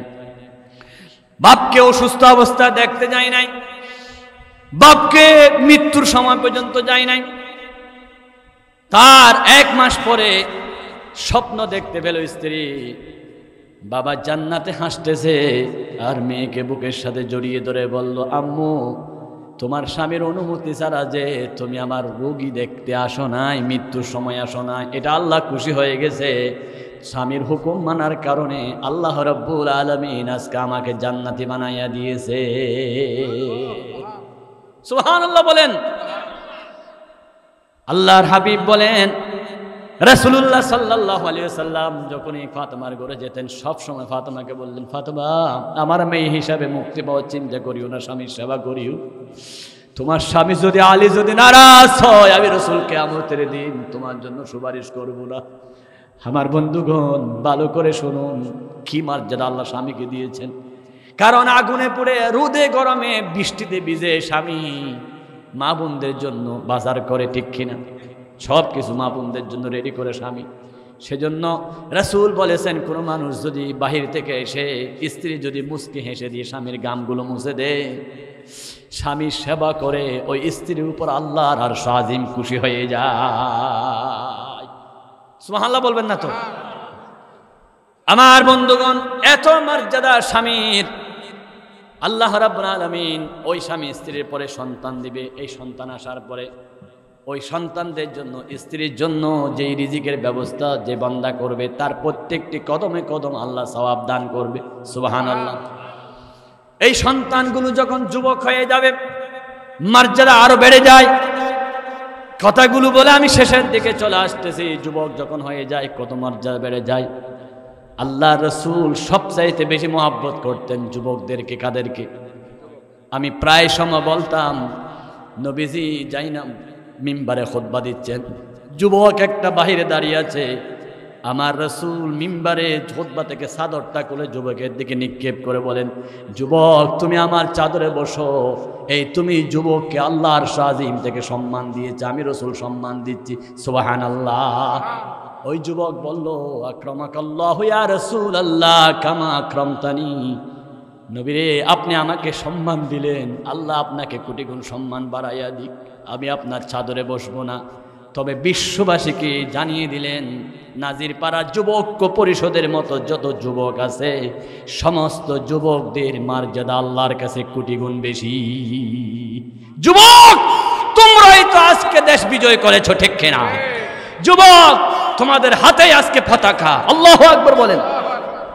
আল্লাহর হাবিব বলেন, আমি যখন নাকি কোরআন শরীফ নিয়ে দাওয়াত নিয়ে আসলাম, বুড়ারা আমার বিরোধিতা করেছে, যুবকরা আমাকে সহযোগিতা করেছে। সুবহানাল্লাহ। রাসূলের সাথে প্রথম মুসলমান হলো আবু বকর, 37 বছর বয়স। ওমর মুসলমান হলেন যুবক অবস্থায়, আলী মুসলমান হলেন যুবক অবস্থায়। আল্লাহর হাবিব বলেন, যুবকরা যখন আল্লাহকে একবার ডাকে, আল্লাহ 100 বার ডাকের সাড়া দেয়। আল্লাহ রাব্বুল আলামিনের হাবিব বলেন, কিয়ামতের দিন আরশ আজিমের নিচে 7 শ্রেণীর মানুষ ছায়া পাবে, তন্মধ্যে সবচাইতে দামি হলো যুবক। ওয়াশাবুন নাশা ফি ইবাদাতিল্লাহ, যেই যুবকরা তাহাজ্জুদ নামাজ পড়ে, যে যুবকরা মিছিলে মিছিলে মুখরিত করে নারে তাকবীরের স্লোগান দেয়, যেই যুবকরা দিনের পথে কাজ করে, ওই যুবকরা আর সাজিমের নিচে ছায়া পাবে। বলেন না সুবহানাল্লাহ। রাসূল বলেছেন কোন বুড়া জান্নাতে যাবে না। সুবহানাল্লাহ। এরকম করার পরে বুড়ারা প্রতিবাদ করলেন। নবীজি বলেন সকল বুড়ারা যুবক হয়ে জান্নাতে চলে যাবে। কারণ জান্নাতে যখন কি হবে, যুবক যে খাবার দিবে সেই খাবারগুলো বুড়ারা খেলে পায়খানা করবে, ডায়রিয়া হয়ে যাবে, সবাইকে যুবক বানাইয়া দিবে। সুবহানাল্লাহ। যুবকদের কি সম্মান। আমার বন্ধুগণ, আপনারা অনেকে প্রশ্ন করতে পারেন, এটা হচ্ছে ফেরাউনের 3 নম্বর কথা। 1 নম্বর ফেরাউনের কাজ হলো অহংকার করা, 2 নম্বর ফেরাউনের কাজ হলো জুলুম করা, 3 নম্বর ফেরাউনের কাজ হলো যুবকদেরকে ধ্বংস করা। সেজন্য আমি কোরআনের আয়াতের থেকে বলতেছি, যুবকদেরকে ধ্বংস করা। কি পরিমাণ যুবকদেরকে ধ্বংস করেছে, নষ্ট করেছে। যুবকদেরকে নষ্ট করেছে মদ দিয়ে, ঠিক কিনা? যুবকদেরকে ধ্বংস করেছে ইয়াবা দিয়ে। সমাজের একজন লম্পট, ওনার পিছে 10-20 জন পিছনে পিছনে ঘুরাইয়েছে টাকা দিয়ে, মদ দিয়ে যুবকদেরকে, ঠিক কিনা? খেলার বাহিনী গঠন করেছে, ঠিক কিনা? নেতৃত্ব দেওয়ার জন্য, সোনার ছেলে বলার জন্য নেতার পিছনে পিছনে ঘুরেছ। আজকে তোমার নেতা কই? কই তোমার নেতা? অমুকের সৈনিক, তমুকের সৈনিক, আকবরা সৈনিক একজন, তিনি হচ্ছেন মুহাম্মদ রাসূলুল্লাহ সাল্লাল্লাহু আলাইহি ওয়াসাল্লাম। আমার নেতা, আমার রাসূলকে আমাদেরকে ছেড়ে চলে গেছেন। আমরা এমন নেতা ধরেছি, এমন রাসূল ধরেছি যেটা আমাকে ছেড়ে যাবে না। তোমার নেতা তো পালাইছে, তোমার নেতারা বিদেশ থেকে বিজ্ঞপ্তি দিচ্ছে জীবনে আর রাজনীতি করব না, তওবা করতেছি। এখন সকল মুসলমানদের উচিত নেতার মতো হয়ে সবাই তওবা করা, জীবনে এই জালেমের পক্ষে থাকবো না, থাকবো না, থাকবো না। কারা কারা জিহাদ আল্লাহকে দেখান। লিল্লাহি তাকবীর, লিল্লাহি তাকবীর। জালেম থাকবে যেখানে, জালেম আছে যেখানে, জালেম নাই যেখানে, লিল্লাহি তাকবীর। সুতরাং জালেম যেখানে, আমরা সেখানে। আর জালেম কোন নেতা যদি নেতৃত্ব দিতে চায়, তার পিছনে থাকবেন, খেডার বাহিনী হবেন, ঘুরবেন তার পিছনে। থুতু অনেকটা দিলে পিছিয়ে পিছিয়ে ঘুরে, আরেকটা দিলে চলে আসে। এরকম আর করিয়েন না ভাই। এখন শিক্ষা নেন। নেতা ফালাইছে, একজন নেতা ধরেন রসুলকে, সেই রসুল জীবনে ফালাবে না। কবরে, হাসরে, ফুলসিরাতে, সবখানে আপনার নেতা আপনার কাছে থাকবেন। তিনি হলেন রাসূলুল্লাহ। আপনে বলে যারে জানো, সে তো আপন না। আপন আমার দয়াল নবী, অন্য কেহ না। আপন আমার দয়াল নবী, অন্য কেহ না। যুবক, আর বাটফার নেতার পিছনে দৌড়বে না। বাটফার নেতারা তোমাদেরকে কিচ্ছু দিবে না, কিছু মদ, কিছু ট্যাবলেট, কিছু টাকা, কিছু হিরোইন দিবে, আর আলেমদের পিছনে লেলিয়ে দিবে। তোমার উচিত হবে শুধু রসুলের অনুসরণ করা, দ্বীনের অনুসরণ করা, কোরআনের অনুসরণ করা, ঠিক কি? আল্লাহ নবী যুবকদেরকে তো ভালোবাসতেন। রাসূল করিম সাল্লাল্লাহু আলাইহি ওয়াসাল্লাম যুবকদের ব্যাপারে বলেছেন, যুবকরা যখন তওবা করে আল্লাহ রাব্বুল আলামিন বেশি খুশি হয়ে যায়। আল্লাহু আকবার। যার জওয়ানি তওবা করদন শিগায়ে পয়গম্বরি, ওয়াক্ত ফিরি গিরগ জালিম মিশাওয়াদ পরহেজগা। যুবকরা রাস্তা ভাঙতে পারে, যুবকরা সব কিছু করতে পারে। সেই যুবকরা যখন আল্লাহু আকবার বলে, আল্লাহ খুশি হয়ে যায়। বাংলাদেশের যুবকরা দেখিয়ে দিয়েছে, গণভবনে জমাত সহকারে নামাজ পড়ে প্রমাণ করে দিয়েছে এই বাংলাদেশ হবে নামাজীদের সমাজ, ঠিক কিনা? বাংলাদেশের যুবকরা সংসদ ভবনে নারে তাকবীরের স্লোগান দিয়েছে, এটাই বুক ফোটে গেছে। আল্লাহু আকবার বলেন। যুবকরা যখন সংসদ ভবনে নারে তাকবীর বলল, আপনার কাছে ভালো লাগলো না খারাপ লাগলো? এমন খুশি লাগলো। যুবকরা প্রমাণ করে দিল বাংলাদেশের সংসদ হবে নারে তাকবীরের সংসদ। আল্লাহু আকবার বলেন।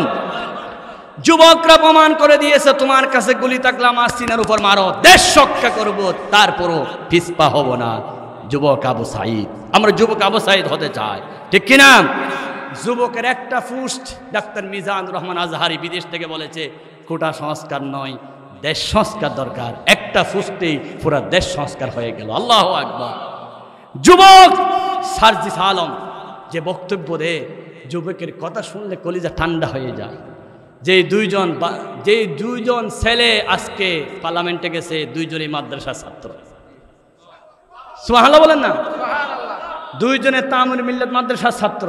আল্লাহু আকবার বলেন। এবং বাংলাদেশের প্রথম সংসদ ভবনে প্রতিনিধিত্ব করার জন্য আলেম জগতের অহংকার আল্লামা ডক্টর আফম খালিদ সাহেব গেছেন। আলহামদুলিল্লাহ। টুপিওয়ালা দাড়িওয়ালা তোমাদের সহ্য হয় না? মুসলমান মনের দুঃখের কথা বুঝাবো কারে, দাড়িওয়ালা টুপিওয়ালা দড়ি দড়ি মারে। নবীর মুখে দাঁড়িয়ে ভাই মাথায় টুপি কি ছিল না? সারা বাংলাদেশে চলতেছে আজ আলেমদের নিশানা। আল্লাহু আকবার। আজকে আলেম হয়ে সংসদ ভবনে প্রতিনিধিত্ব করতেছেন, এর চাইতে বড় অহংকার কি হতে পারে? যেন আল্লাহু আকবার। এই কঠিন সময়ে যে মিডিয়ারা আমাদের পক্ষে যমুনা টিভির মতো কাজ করেছেন, তাদেরকে প্রাণ খুলে ধন্যবাদ জানাতে হবে। আল্লাহু আকবার বলেন। আজকে বাংলাদেশে শুরু হয়েছে কোরআন দিয়ে রাষ্ট্র পরিচালনার স্বপ্ন। সংসদের ভিতর কোরআন তেলাওয়াত দিয়ে শপথ অনুষ্ঠান গ্রহীত হলো। আল্লাহু আকবার বলেন। অন্তর্বর্তীকালীন সরকারের শপথ অনুষ্ঠান হয়েছে কি দিয়ে? আল্লাহর কসম, আমি একটা আমার বাবার কথা বলবো না। আপনারা আমার সাথে কেউ রাগ করতেছেন নাকি? ভয় পাচ্ছেন? কিসের ভয়? যাদেরকে ভয় পারবেন সেই পুলিশ নাই, এখন পালাইছে। আমার কথা হচ্ছে দলের বিরুদ্ধে নয়, আমার কথা হচ্ছে জুলুমের বিরুদ্ধে। বাংলাদেশের যে সমস্ত এমপিরা জুলুম করে নাই, এখনো আরামে ঘুমাচ্ছেন। সাতকানিয়া লোহাগাড়ের এমপি বর্তমান মুতালেব, কোনো ভয় নাই, চিন্তা নাই, কারণ সে জুলুম করে নাই। কারণ আমাদের জিহাদ দলের বিরুদ্ধে নয়, আমাদের জিহাদ হচ্ছে জুলুমের বিরুদ্ধে। যারা জুলুম করে নাই আরামে ঘুমাচ্ছে, কোনো টেনশন নেই, কারণ সে অন্যজনকে জ্বালাই নাই, তাকে কেউ জ্বালাচ্ছে না। কেউ অন্যজনকে করে থাকতে দেয় নাই, সে আজকে করে থাকতে পারে না। লাভটা কি হলো? ক্ষমতা তো পালে না, মজা তো শেষ। এখন শুরু হবে সাজা, শুরু হবে কি? আমার বন্ধুগণ, আপনারা শুনে আশ্চর্য হয়ে যাবেন। এই যুবক, আজকে দেখলাম আমি জুমার নামাজ শেষ করার পরে যুবকরা আমাকে ঘিরে ফেলেছে মসজিদে। এই ছাত্র আন্দোলনের যুবকরা বলতেছে, হুজুর প্রাণ খুলে কথা বলবেন, কেউ আপনাকে বাধা দিলে আমরা বিশ্ববিদ্যালয়ের সকল ছাত্ররা আপনার মসজিদে হাজির হয়ে যাব। সুবহানাল্লাহ বলেন। আজকে যুবকরা রাস্তা পরিষ্কার করতেছে, আজকে যুবকরা ট্রাফিকের কাজ করতেছে, আজকে যুবকরা মনিটরিং করতেছে বাজার, আজকে যুবকরা চাঁদাবাজি বন্ধ করার জন্য সংগ্রাম করে যাচ্ছে। আজকে যুবকরা বাংলাদেশের দল মত নির্বিশেষে রাস্তায় কি সুন্দর করে কাজ করে যাচ্ছে। মনে হচ্ছে বাংলাদেশটা যুবকদের হাতিয়ার, যুবকদের একটা জান্নাতে নিশানা হয়ে গেলেন। সুবহানাল্লাহ। ওরা তো আমার যুবক, আপনার যুবক, আমার ছেলে, আপনার ছেলে। দেখেছেন কি চিত্র তারা পাল্টাই ফেলছে। 120 টাকার আলু কালকে ঘোষণা দিয়েছে 26 টাকা। বাজার এখন একেবারে কমে যাবে, আরামে খাইতে পারবেন ইনশাআল্লাহ। কারণ জুলুম শেষ। কি শেষ বলেন না? কি শেষ? জুলুম শেষ। আমরা এই জুলুম আর দেখতে চাই না। দেখতে চান আপনারা? এখন স্লোগান হবে একটা। আগে স্লোগান ছিল তুমি কে আমি কে, রাজাকার রাজাকার। আজকে থেকে স্লোগান হবে তুমি কে আমি কে, মুসলমান মুসলমান। বলেন তুমি কে? মুসলমান। বলেন তুমি কে? আমি কে? সবাই বলেন তুমি কে আমি কে, তুমি কে আমি কে। আজকে স্লোগান, আজকে থেকে স্লোগান তুমি কে আমি কে। সেখানে কোনো দল নাই, সেখানে কোনো পার্টি নাই, সেখানে কোনো রাজনীতি নাই, সেখানে কোনো হিংসা নাই, বিভেদ নাই। একটা আমাদের পরিচয়, মিল্লাত আবিকুম ইব্রাহিম হুয়া সাম্মাকুমুল মুসলিমিন। আজকে যুবকদেরকে সেলিউট জানাই। যুবকরা বিজয় হওয়ার পরে আল্লাহর নবী যেভাবে মূর্তি ভেঙেছিলেন, আমার যুবকরা শত মূর্তি ভেঙে চুরমার করে দিয়েছে। এই যুবক, তোমরা যারা যারা মূর্তি ভেঙেছ তাদের জন্য জান্নাত অপেক্ষা করতেছে। কোরআন সাক্ষী। আল্লাহ বলেছেন জাল হক ওয়া যাহাকাল বাতিল। রাসূল বিজয়ের পরে মক্কা শরীফে এসে আগে মূর্তি ভেঙেছিলেন। কোরআন পড়াইছে, হাদিস পড়াইছি। দীর্ঘ 23 বছর মাদ্রাসার প্রিন্সিপাল। উপরে ছবি, নিচে কোরআন শরীফ। এই ছবির নিচে, পায়ের নিচে কোরআন পড়াইছে, হাদিস পড়াইছে। কত খারাপ লেগেছে। আল্লাহ রাব্বুল আলামিন বিজয় দিয়েছেন, আগে ছবি নামাই ফেলতেছেন। রসুল বলতেছেন ছবি নামা, নেতা বলতেছেন ছবি তুলো। রসুলের কথা চলবে নাকি নেতার কথা চলবে? এখন থেকে কার কথা চলবে?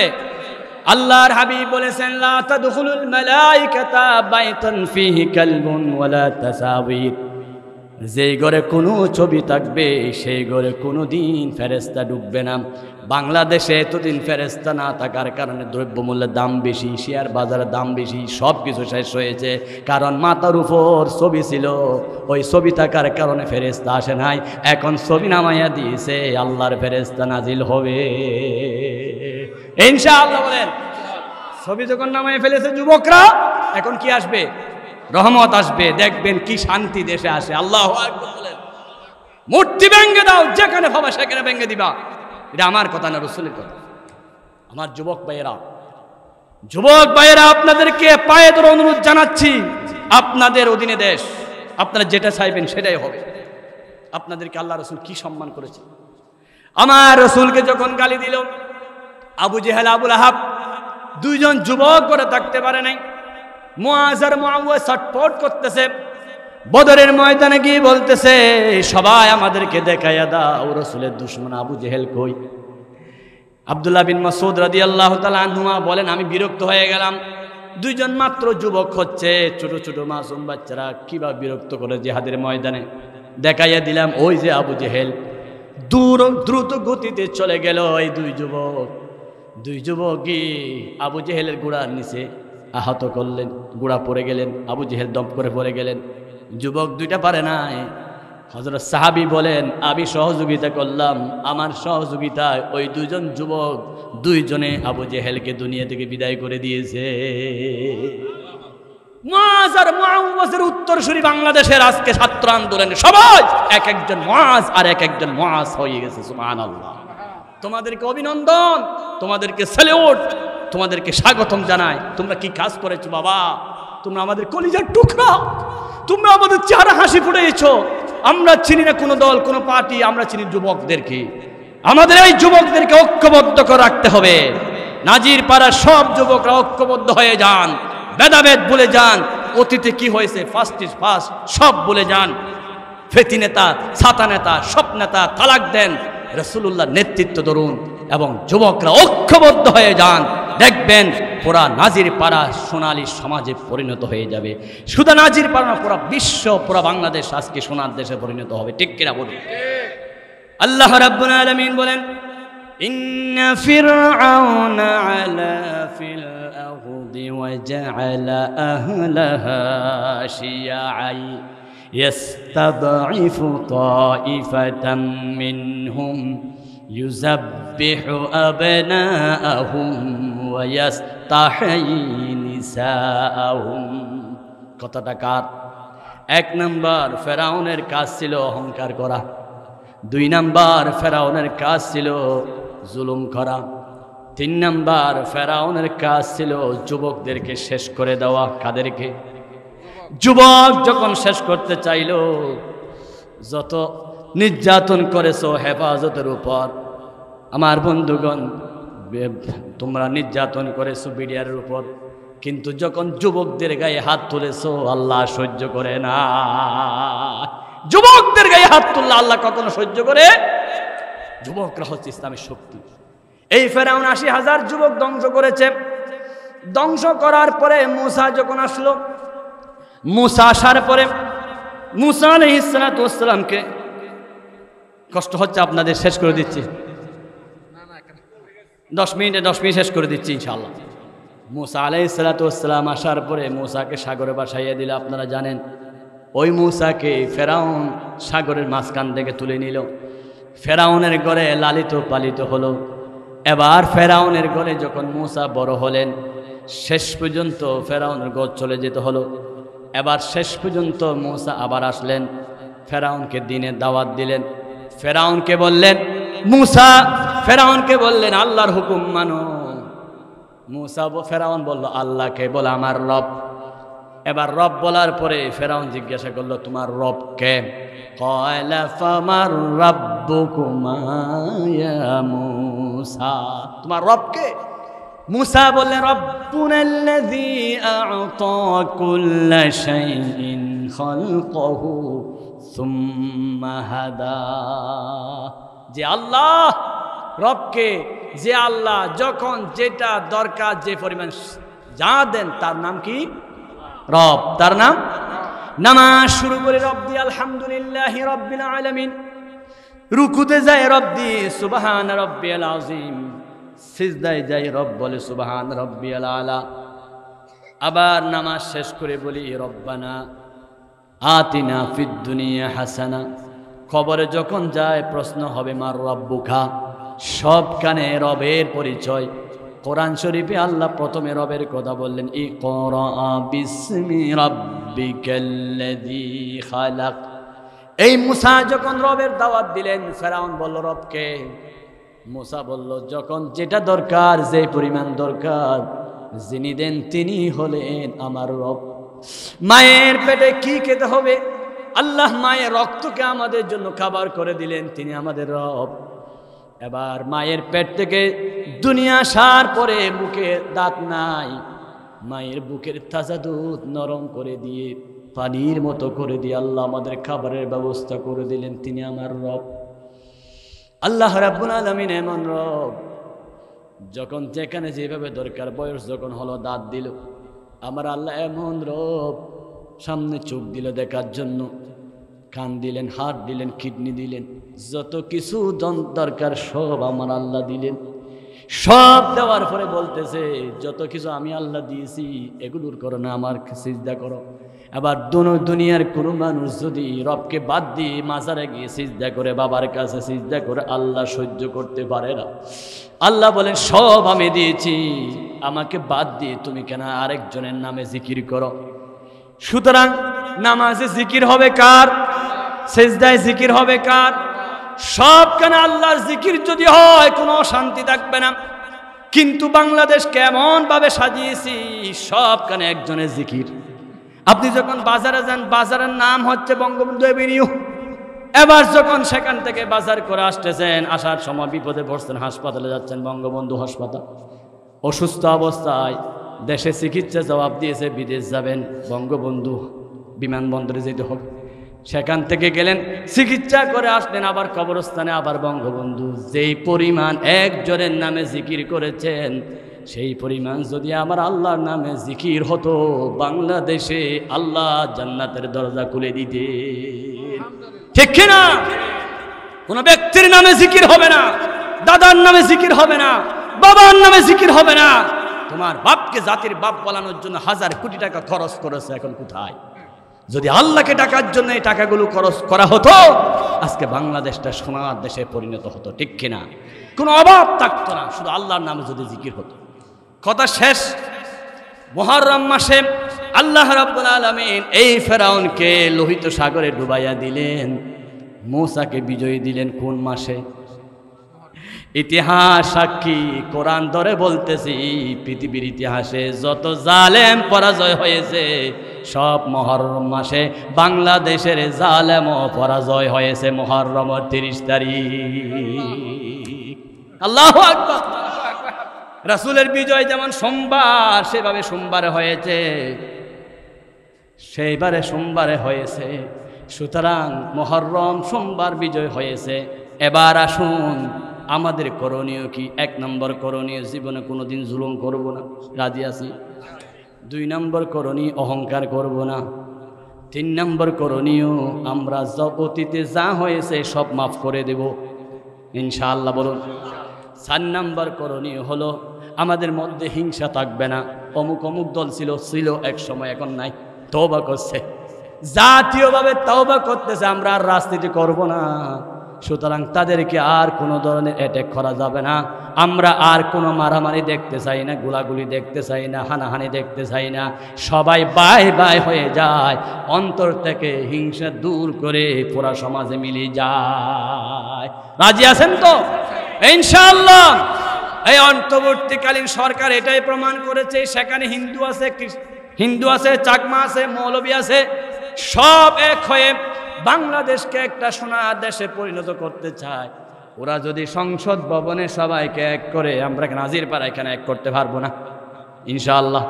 বলেন ইনশাআল্লাহ। ভেদাভেদ বলে যায়, সব ভেদাভেদ বলে গিয়ে একজন অপরজনকে বুকের সাথে জড়িয়ে ধরি, ঐক্যবদ্ধভাবে মুসলমান হয়ে মসজিদ সমাজ সবকিছু গঠন করতে হবে ইনশাআল্লাহ। তারপরে আমাদের সমাজে সোনার সমাজ আসবে। এরপরে 6 নম্বর, যে সমস্ত ছাত্ররা আন্দোলন করেছেন তাদেরকে স্যালুট জানাচ্ছি। এখন আপনাদেরকে লেখাপড়া করতে হবে। ওটু ভাষা চলবে না বাবা, ওটু ভাষা চলবে না। এখন মেধার প্রতিযোগিতা হবে। বই নিয়ে বের হয়ে যান, মন খুলে পড়ুন, আগের চাইতে আরো বেশি করে পড়ুন। গার্ডিয়ানরা, অভিভাবকরা সন্তানদেরকে এখন বেশি বেশি পড়ান, সময় নষ্ট করাবেন না। আপনার ছেলেকে মানুষ করাতে হলে এখন লেখাপড়ার প্রতিযোগিতায় টিকতে হবে। 7 নম্বর, ইসলামী শিক্ষা, কোরআনী শিক্ষা বাধ্যতামূলক করতে হবে। প্রত্যেকটা ঘরে ঘরে কোরআনের শিক্ষা চালু করতে হবে। রাজি আছেন তো? কারা রাজি আছি? হাত আল্লাহকে দেখায়। লিল্লাহি তাকবীর, লিল্লাহি তাকবীর। কোরআন আছে যেখানে, রাসূলুল্লাহ যেখানে, আল কোরআনের আলো। আল্লাহ যেন আমাদেরকে কবুল করে নেন, জোরে বলুন আমিন। মুহররম মাসে বিজয় হয়েছে, এই বিজয় ধরে রাখতে হবে। এই বিজয়ী নস্যাৎ করার জন্য ষড়যন্ত্রকারীরা পরিকল্পনা করবে, অনেক কিছু করবে, আমাদের বিরুদ্ধে দুর্নাম করবে। আপনারা জানেন না, মাদ্রাসার ছেলেরা না ঘুমাইয়া রাতের পর রাত মন্দির পাহারা দিয়েছে। আলহামদুলিল্লাহ বলেন। এই যুবকরা সমাজকে নষ্ট করতে দিচ্ছে না, আপনারাও দিবেন না। অতীতে কার সাথে কি আছে এগুলো আমরা জেট টানবো না, কোনো ধরনের কোনো কিছুর দিকে যাব না। আমরা সামনে দেখতে চাই, পিছনে তাকানোর সময় নাই। দেশকে একটা মঞ্জিলে মকসুদে পৌঁছাতে সংসদ ভবনে যেভাবে নারে তাকবীরের স্লোগান হয়েছে সেটা বাস্তবায়ন করতে সবাইকে ঐক্যবদ্ধ হয়ে এই সংসদের ভিতর কোরআনটাকে নিয়ে যাওয়ার আল্লাহ তৌফিক দান করুন। সূরা কসসের 4 নম্বর আয়াত এই জালেমের কথা বললেন। 5 নম্বর আয়াত আল্লাহ বলেন, ওয়ানুরিদু আন নামুন্না আলাল্লাযিনা ইসতুদঈফু ফিল আরদ। যখন জালেমের জুলুমের শিকার হবে আল্লাহ তখন মজলুমের হাতে বিজয় দান করে দিবেন, মজলুমকে মন্ত্রী বানিয়ে দিবেন, চেয়ারে বসাইয়ে দিবেন। আল্লাহ কথা বলেছিলেন, বাস্তব হয়েছে কিনা? আমি এই জুমার আগের জুমায় বলছিলাম এই সূরা আয়াত, আমি বলছিলাম আগামী জুমা আস্তে আস্তে দেখবেন যে মজলুম বিজয় হয়ে গেছে। আজকে আমার মুসল্লিরা বলতেছে, হুজুর আপনি বলছেন গত জুমায় জালেম পতন হবে, মজলুম বিজয় হবে, হয়ে গেছে। আমি বলছি এটা আমি বলি না, আল্লাহর কোরআন বলেছে। কোরআন যেটা বলে সেটাই সত্য হয়। কয়শো পার্সেন্ট সত্য? বিশ্বাস আছে? আরে চিল্লায় বলুন না, কয়শো পার্সেন্ট সত্য? 100% সত্য। অনেকে বলছে আল্লামা সাঈদী সাহেবের সব কথা সত্য। কেন সত্য? আল্লামা সাঈদী যা বলেছেন কোরআন দিয়ে বলেছেন, নিজের একটা কথাও বলেন নাই। আল্লামা সাঈদীর প্রত্যেকটা কথা সত্য হয়েছে, প্রমাণিত হয়েছে সত্য একমাত্র কোরআন দিয়ে বলার কারণে। আমরা হক্কানি আলেমরা কোরআন দিয়ে বললে অবশ্যই সত্য হবে। আজে বাজে কিচ্ছা ছাড়ো, মুনাফিকি ছাড়ো। আজকে সব আলেমরা ঐক্যবদ্ধ হয়ে দেশ গড়ার কাজ করো, সমাজ গড়ার কাজ করো। আল্লাহ রাব্বুল আলামিন আমাদের সবাইকে কোরআনে দেশ গঠন করার জন্য সামনে এগিয়ে যাওয়ার তৌফিক দান করুন। এই মাহফিল যে করেছেন আমার হান্নান ভাই, আল্লাহ ওনার আব্বা আম্মার কবরে কোরআনের নূর জ্বালিয়ে দিন।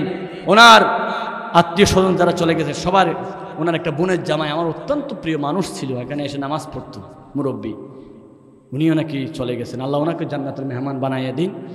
ওনার ভাইদের জন্য দোয়া করি, ওনাদের আরেক কয়েক ভাই দুনিয়া থেকে চলে গেছেন। এবং এলাকার মা বোনদের জন্য দোয়া করি। আমার মা বোনরা কি পরিমাণ যে আমাকে মহব্বত করেছে আমি বলতে পারবো না। মা বোনরা বিভিন্ন সময় খাবারের, আমার সাথে তাদের সম্পর্ক শুধু কোরআনই সম্পর্ক। আমি কোরআন দিয়ে কথা বলতাম, আমার মা বোনরা শুনে থাকতো, মাইকের মারফতে শুনে শুনে দোয়া করতেন। আপনারা দোয়া করেছেন, আল্লাহ আমাকে আল্লাহর কাবা করে নিয়ে গেছে, হজে নিয়ে গেছে, আলহামদুলিল্লাহ। আপনারা দোয়া করেছেন, বিশাল মসজিদে আমি এখন খুতবা দিই, আল্লাহর আলহামদুলিল্লাহ একদিনের জন্য আমার খুতবা বন্ধ হয় নাই, আলহামদুলিল্লাহ। এটা আমি কোরআনের কথা বলি সেজন্য আলহামদুলিল্লাহ। যতজনে যত কিছু বলুক, আমরা সামনের দিকে যাব, পিছনে তাকানোর সময় নাই। কোরআন দিয়ে ইনশাআল্লাহ সমাজ কায়েম হয় মতো আমরা দোয়া করব। পাশে কবরস্থানে যত মুর্দা শুয়ে আছে বড় কবরস্থানে, সবাই জিয়ারতের জন্য একবার সূরা ফাতিহা শরীফ, 3 বার সূরা ইখলাস শরীফ তেলাওয়াত করি। এবং মা বোনদের জন্য দোয়া হবে, শহীদদের জন্য দোয়া হবে, মুর্দাদের জন্য দোয়া হবে। যত মুরব্বীরা এখানে আসছেন সব মুরব্বীদের জন্য দোয়া হবে। বিদেশে যারা রয়েছেন রোহান এবং বিভিন্ন ছেলেরা লেখাপড়া এবং বিভিন্ন আমাদের হান্নান ভাই, ওনার ভাইও আছে বিদেশে, আরও ভাই যাবে, উনিও যাবে। প্রবাসী ভাইদেরকে আল্লাহ রহমত নাজিল করুক, এই মাহফিল আল্লাহ কবুল করুক, এই মাহফিলে আল্লাহ বরকত নাজিল করুক।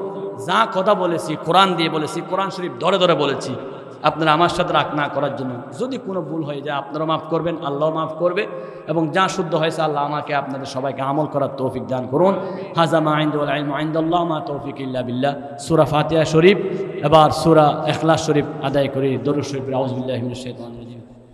আলহামদুলিল্লাহি রাব্বিল আলামিন আর রাহমানির রহিম মালিকি ইয়াউমিদ্দিন ইয়াকা না'বুদু ওয়া ইয়াকা নাস্তাঈন ইহদিনাস সিরাতাল মুস্তাকিম সিরাতাল লাযীনা আন'আমতা আলাইহিম غير المغضوب عليهم ولا الضالين آمين. بسم الله الرحمن الرحيم. قل هو الله أحد الله الصمد لم يلد ولم يولد ولم يكن له كفوا أحد.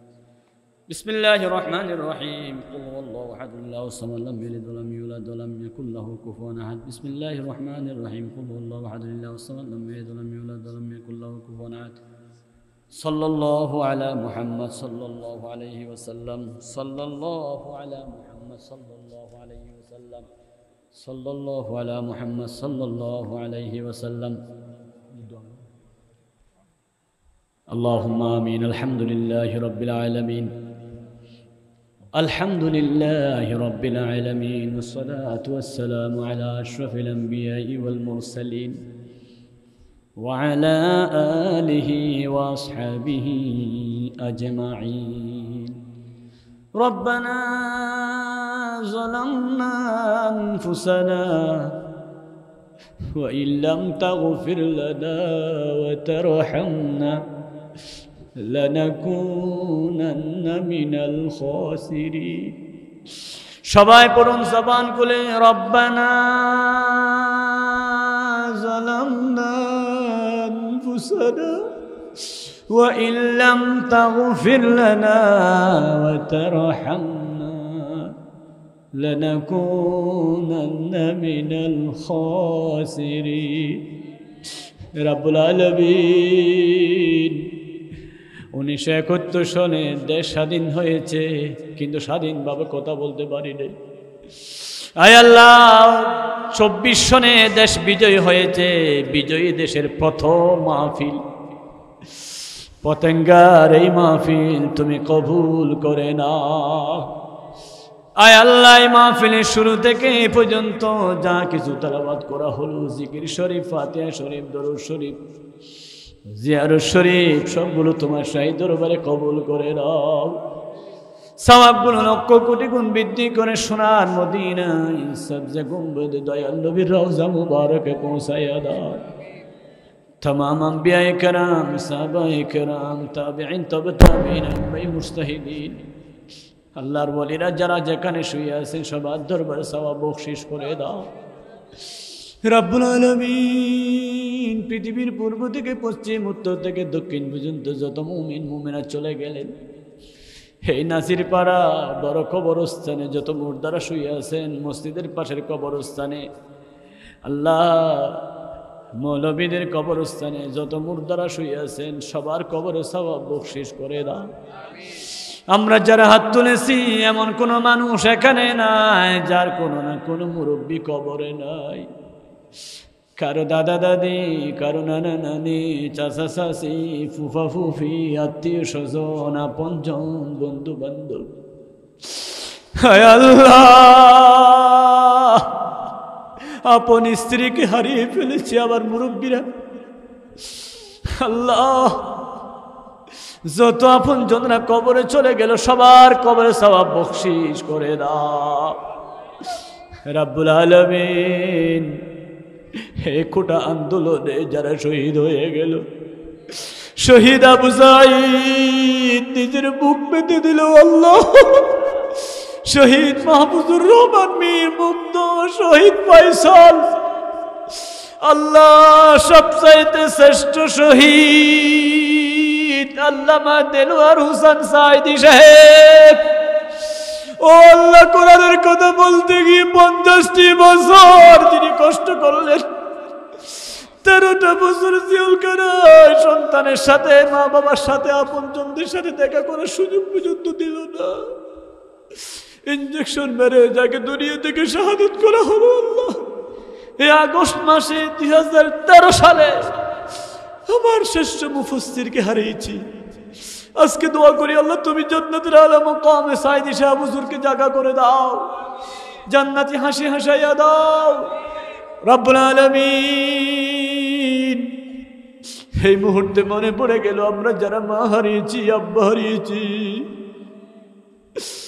ও আল্লাহ নিজে না কে খাওয়াইতো, নিজে না পড়ে পড়াইতো আব্বা জান, বুকের তাজা দুধ দিয়ে তাম তিলে তিলে বড় করেছে, রক্ত জড়িয়েছে মা। 10টি মাস যে মা পেটে রেখেছে, দুনিয়া আসার সব রক্তাক্ত হয়ে গেছে মা। আজকে দুনিয়ায় কেউ মা করে ডাক দিলে মায়ের স্মৃতির কথা মনে পড়ে যায়। মা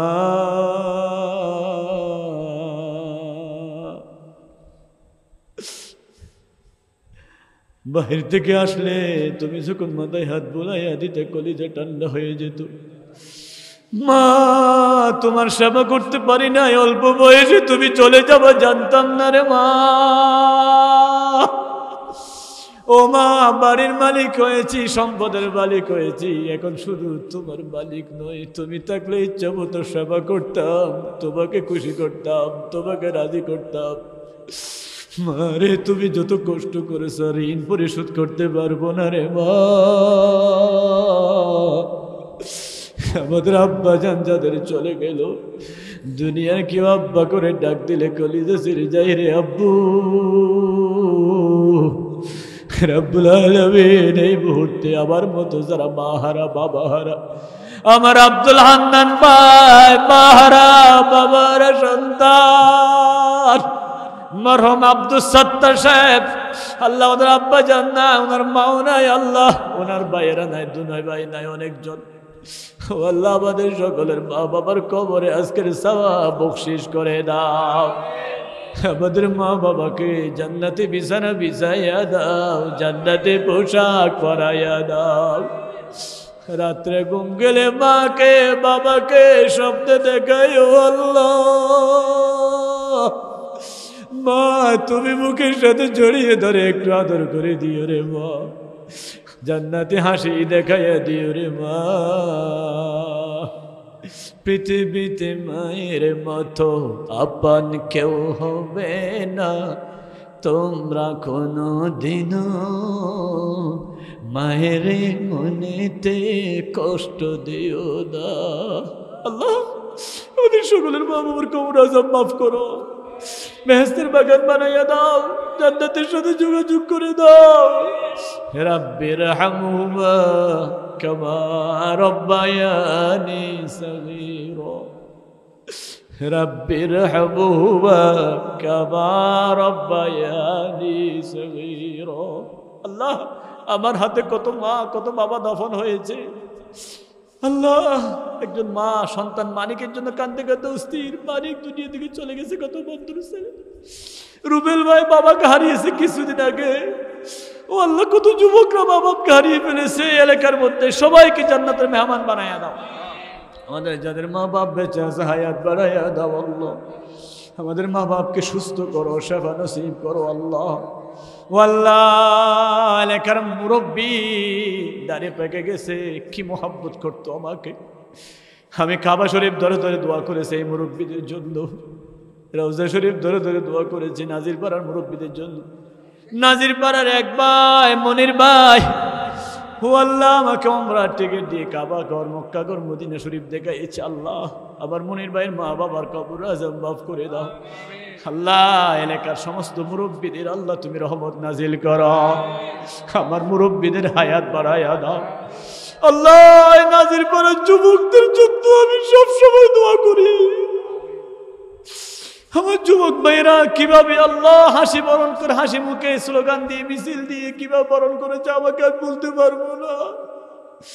আমার নাজির পাড়ার যুবক থেকে শুরু করে সকল যুবকদের উপর রহমত নাজিল করো, সকল যুবকদের হায়াত বৃদ্ধি করে দাও, যুবকদেরকে এক এবং নেক বানাইয়া দাও আল্লাহ। কিছু কিছু যুবকদেরকে আল্লাহ কোরআন থেকে দূরে রাখতে চাইলে আমরা সবাইকে দূরে যেতে দেবো না, আমরা সবাই এক হয়ে থাকবো ইনশাআল্লাহ। সব যুবকদেরকে মিল মোহাব্বত পয়দা করে দাও। আমার নাজির পাড়ার যত মা বোনেরা হাত তুলেছে, পর্দারশীর আমার মা বোনদের উপর রহমত নাজিল করো। আমার মা বোনদেরকে মা খাদিজা মা আয়েশার উত্তরসূরি বানাইয়া দাও। আমার মায়েদের উপর রহমত নাজিল করো। আমাদের মায়েদের রোগ ভালো করে দাও রব্বুল আলামিন। এখানে যত রোগী আছে আল্লাহ সব রোগীদেরকে সুস্থ করে দাও, সব রোগীদের উপর রহমত নাজিল করো রব্বুল আলামিন। ছোট ছোট বাচ্চারা যারা আছে লেখাপড়া করে সবাইকে তুমি কবুল করে দাও, তাদের লেখাপড়াতে বরকত দান করো। এই এলাকায় যত বাইরা বিদেশ থেকে প্রবাস জিন্দগি থেকে রুহান থেকে শুরু করে রব্বুল আলামিন আমার হান্নান ভাইয়ের ছোট ভাই জব্বার থেকে শুরু করে আর কত বাইরা বিদেশ থেকে প্রবাস থাকে, সকল বিদেশি বন্ধুদের উপর রহমত নাজিল করো আল্লাহ। আমার হান্নান ভাইকে কবুল করো। আমার হান্নান ভাই আমার বাসায় গেছে আল্লাহ, কত মোহাম্মত, কিছুদিন পরে আবার বিদেশ চলে যাবে। এই ছেলেদেরকে রেখে আল্লাহ আল্লাহ ওনার স্ত্রী ওনার পরিবার পরিজন ছেলে মেয়ে সবাইকে কবুল করো আল্লাহ। ওনার জীবনে বারকা নসিব করো। বাংলার জমিনটাকে ইসলামের জন্য কবুল করো। সংসদ ভবনে কোরআনের আওয়াজ শুনেছি আল্লাহ। অন্তর্বর্তীকালীন সরকার গঠনের সময় যে তেলাওয়াত করেছে কারি সাহেব পড়েছে ইন্নাল্লাযীনা ইউবাইউনাকা ইন্নামা ইউবাইউনাল্লাহ। ও আল্লাহ সংসদ ভবনের কোরআন তেলাওয়াতটা আল্লাহ সংসদ ভবনে সংবিধানে পরিণত করে দাও। সেখান থেকে কোরআন দিয়ে দেশ চালাবার তৌফিক দাও। দেশে আল্লাহ যারা অশান্তি সৃষ্টি করতে চায়, গোলাগুলি মারামারি ডাকাতি করতে চায়, বিভিন্ন অ্যাঙ্গেল থেকে তাদেরকে হেদায়েত দাও আল্লাহ। সমস্ত ষড়যন্ত্র থেকে দেশকে হেফাজত করো আল্লাহ। দেশকে জুলুম থেকে হেফাজত করো আল্লাহ। দেশে যারা সরকার গঠন করেছে সুন্দরভাবে চালাতে পারার মতো তৌফিক দাও। সমস্ত বিপদ আপদ থেকে আমাদের সবাইকে হেফাজত করো। আমরা যারা হাত তুলেছি গুনাহ মাফ করো, তওবা কবুল করো। আমাদেরকে তোমার নেক বান্দা হিসাবে কবুল করো। জানি না কার কি প্রয়োজন, তুমি ছাড়া তো আমাদের দেওয়ার মতো কেউ নাই। ফকির যদি এক দরজায় হাত তুলে না দিলে অন্য দরজায় যায়। আমরা তোমার রহমতের ফকির, তুমি বাদ দিলে কোথায় যাবো আল্লাহ। दर्द दिल किसको कहो और कोई गम खौर नहीं, ऐ खुदा तेरे सिवा कोई मददगार नहीं, ऐ खुदा तेरे सिवा कोई मददगार नहीं। किस चीज़ की कमी है मौला तेरी गली में, दुनिया तेरी गली में, अक़बा तेरी गली में, मरना तेरी गली में, जीना तेरी गली में, मौत हयात मेरे दोनों तेरे लिए है, मरना तेरी गली में, जीना तेरी गली में। अल्लाह আমাদেরকে হজ্জে বাইতুল্লাহ নসিব করো, জিয়ারতে মদিনা নসিব করো। নবীর রওজা থেকে প্রাণ খুলে যাতে সালাম দিতে পারি। আসসালাতু ওয়াসসালামু আলাইকা ইয়া রাসূলুল্লাহ, আসসালাতু ওয়াসসালামু আলাইকা ইয়া হাবিবাল্লাহ, আসসালাতু ওয়াসসালামু আলাইকা ইয়া রাহমাতাল লিল আলামিন। হায় আল্লাহ আমাদের সবাইকে নবীর রওজাতে সালাম দিতে পারার মতো তৌফিক দান করো আল্লাহ। নাজিরপাড়া মসজিদকে কবুল করো আল্লাহ। এই মসজিদে যারা জায়গা জমিন দিল, সম্পদ দিল, টাকা দিল, বিশেষ করে মরহুম বাদশা কোম্পানি আল্লাহ বাড়িওয়ালা বাদশা মিয়া বিশাল জায়গা দিয়েছে, আরো অনেকজনে টাকা দিয়েছে, পয়সা দিয়েছে, এসি দিয়েছে, সম্পদ দিয়েছে, আমার মনি সাহেব এসি দিয়েছে, যা কিছু দিয়েছে সব সময় দিতে থাকে। মসজিদের দায়িত্ব পালন করেছে, কমিটিরা দায়িত্ব পালন করেছে আল্লাহ। যারা যে দিক থেকে মসজিদে অবদান রেখেছে সবার অবদান তুমি কবুল করে না ও আল্লাহ। পথে ঘাটে মৃত্যু দিও না, অ্যাক্সিডেন্টের মৃত্যু দিও না, গজবের মৃত্যু দিও না, আগুনের মৃত্যু দিও না, পানির মৃত্যু দিও না, মৃত্যুর আগে বিছানায় শোয়াইয়ে শোয়াইয়ে প্রস্রাব পায়খানা করাইও না, আত্মীয় স্বজনের কাছে বোঝা বানাইয়া দিও না। জানি না কার মৃত্যু কোথায় হয়, কোনখানে গিয়ে ইজ্জত হতে হয় জানি না। ও আল্লাহ আমাদেরকে যেদিন ডাক দিবা শহীদি মওত নসিব করে দিও আল্লাহ। আল্লাহুম্মা রযুকনা শাহাদাতান ফি সাবিলিক ওয়াজআল মাউতান ফি বালাদি রাসূলিক। আল্লাহ আজকে যারা খানা পিনা রান্না করেছেন আমার হান্নান ভাইয়ের পরিবারের, আল্লাহ যতজনের জন্য মেহমানদারি করেছেন সবাইকে, আমার মা বোনদেরকে এই কোরআনের কারণে সুস্থ করে দাও আল্লাহ। আমি গোলামকে এখানে থাকা অবস্থায় যত মা বোনেরা, যত ভাইয়েরা, যত মুরব্বীরা আন্তরিকতা দিয়েছে, মহাব্বত করেছে, পানি পান করেছে, খানা খাওয়াইছে, যে যা কিছু করেছে আল্লাহর কোরআনের জন্য, সবাইকে কিয়ামতের দিন বিশাল সওয়াব দান করিও আল্লাহ। আমি কিছু দিতে পারবো না, তুমি দিয়ে দিও আল্লাহ রব্বুল আলামিন। আমাদেরকে যেদিন ডাক দিবা নামাজের মুসল্লায় সিজদার হালতে, রব্বুল আলামিন জবানে জারি করে দিও লা ইলাহা ইল্লাল্লাহু মুহাম্মাদুর রাসূলুল্লাহ। আসসালামু আলাইকুম ওয়া রাহমাতুল্লাহ। আইয়ুবী মিডিয়া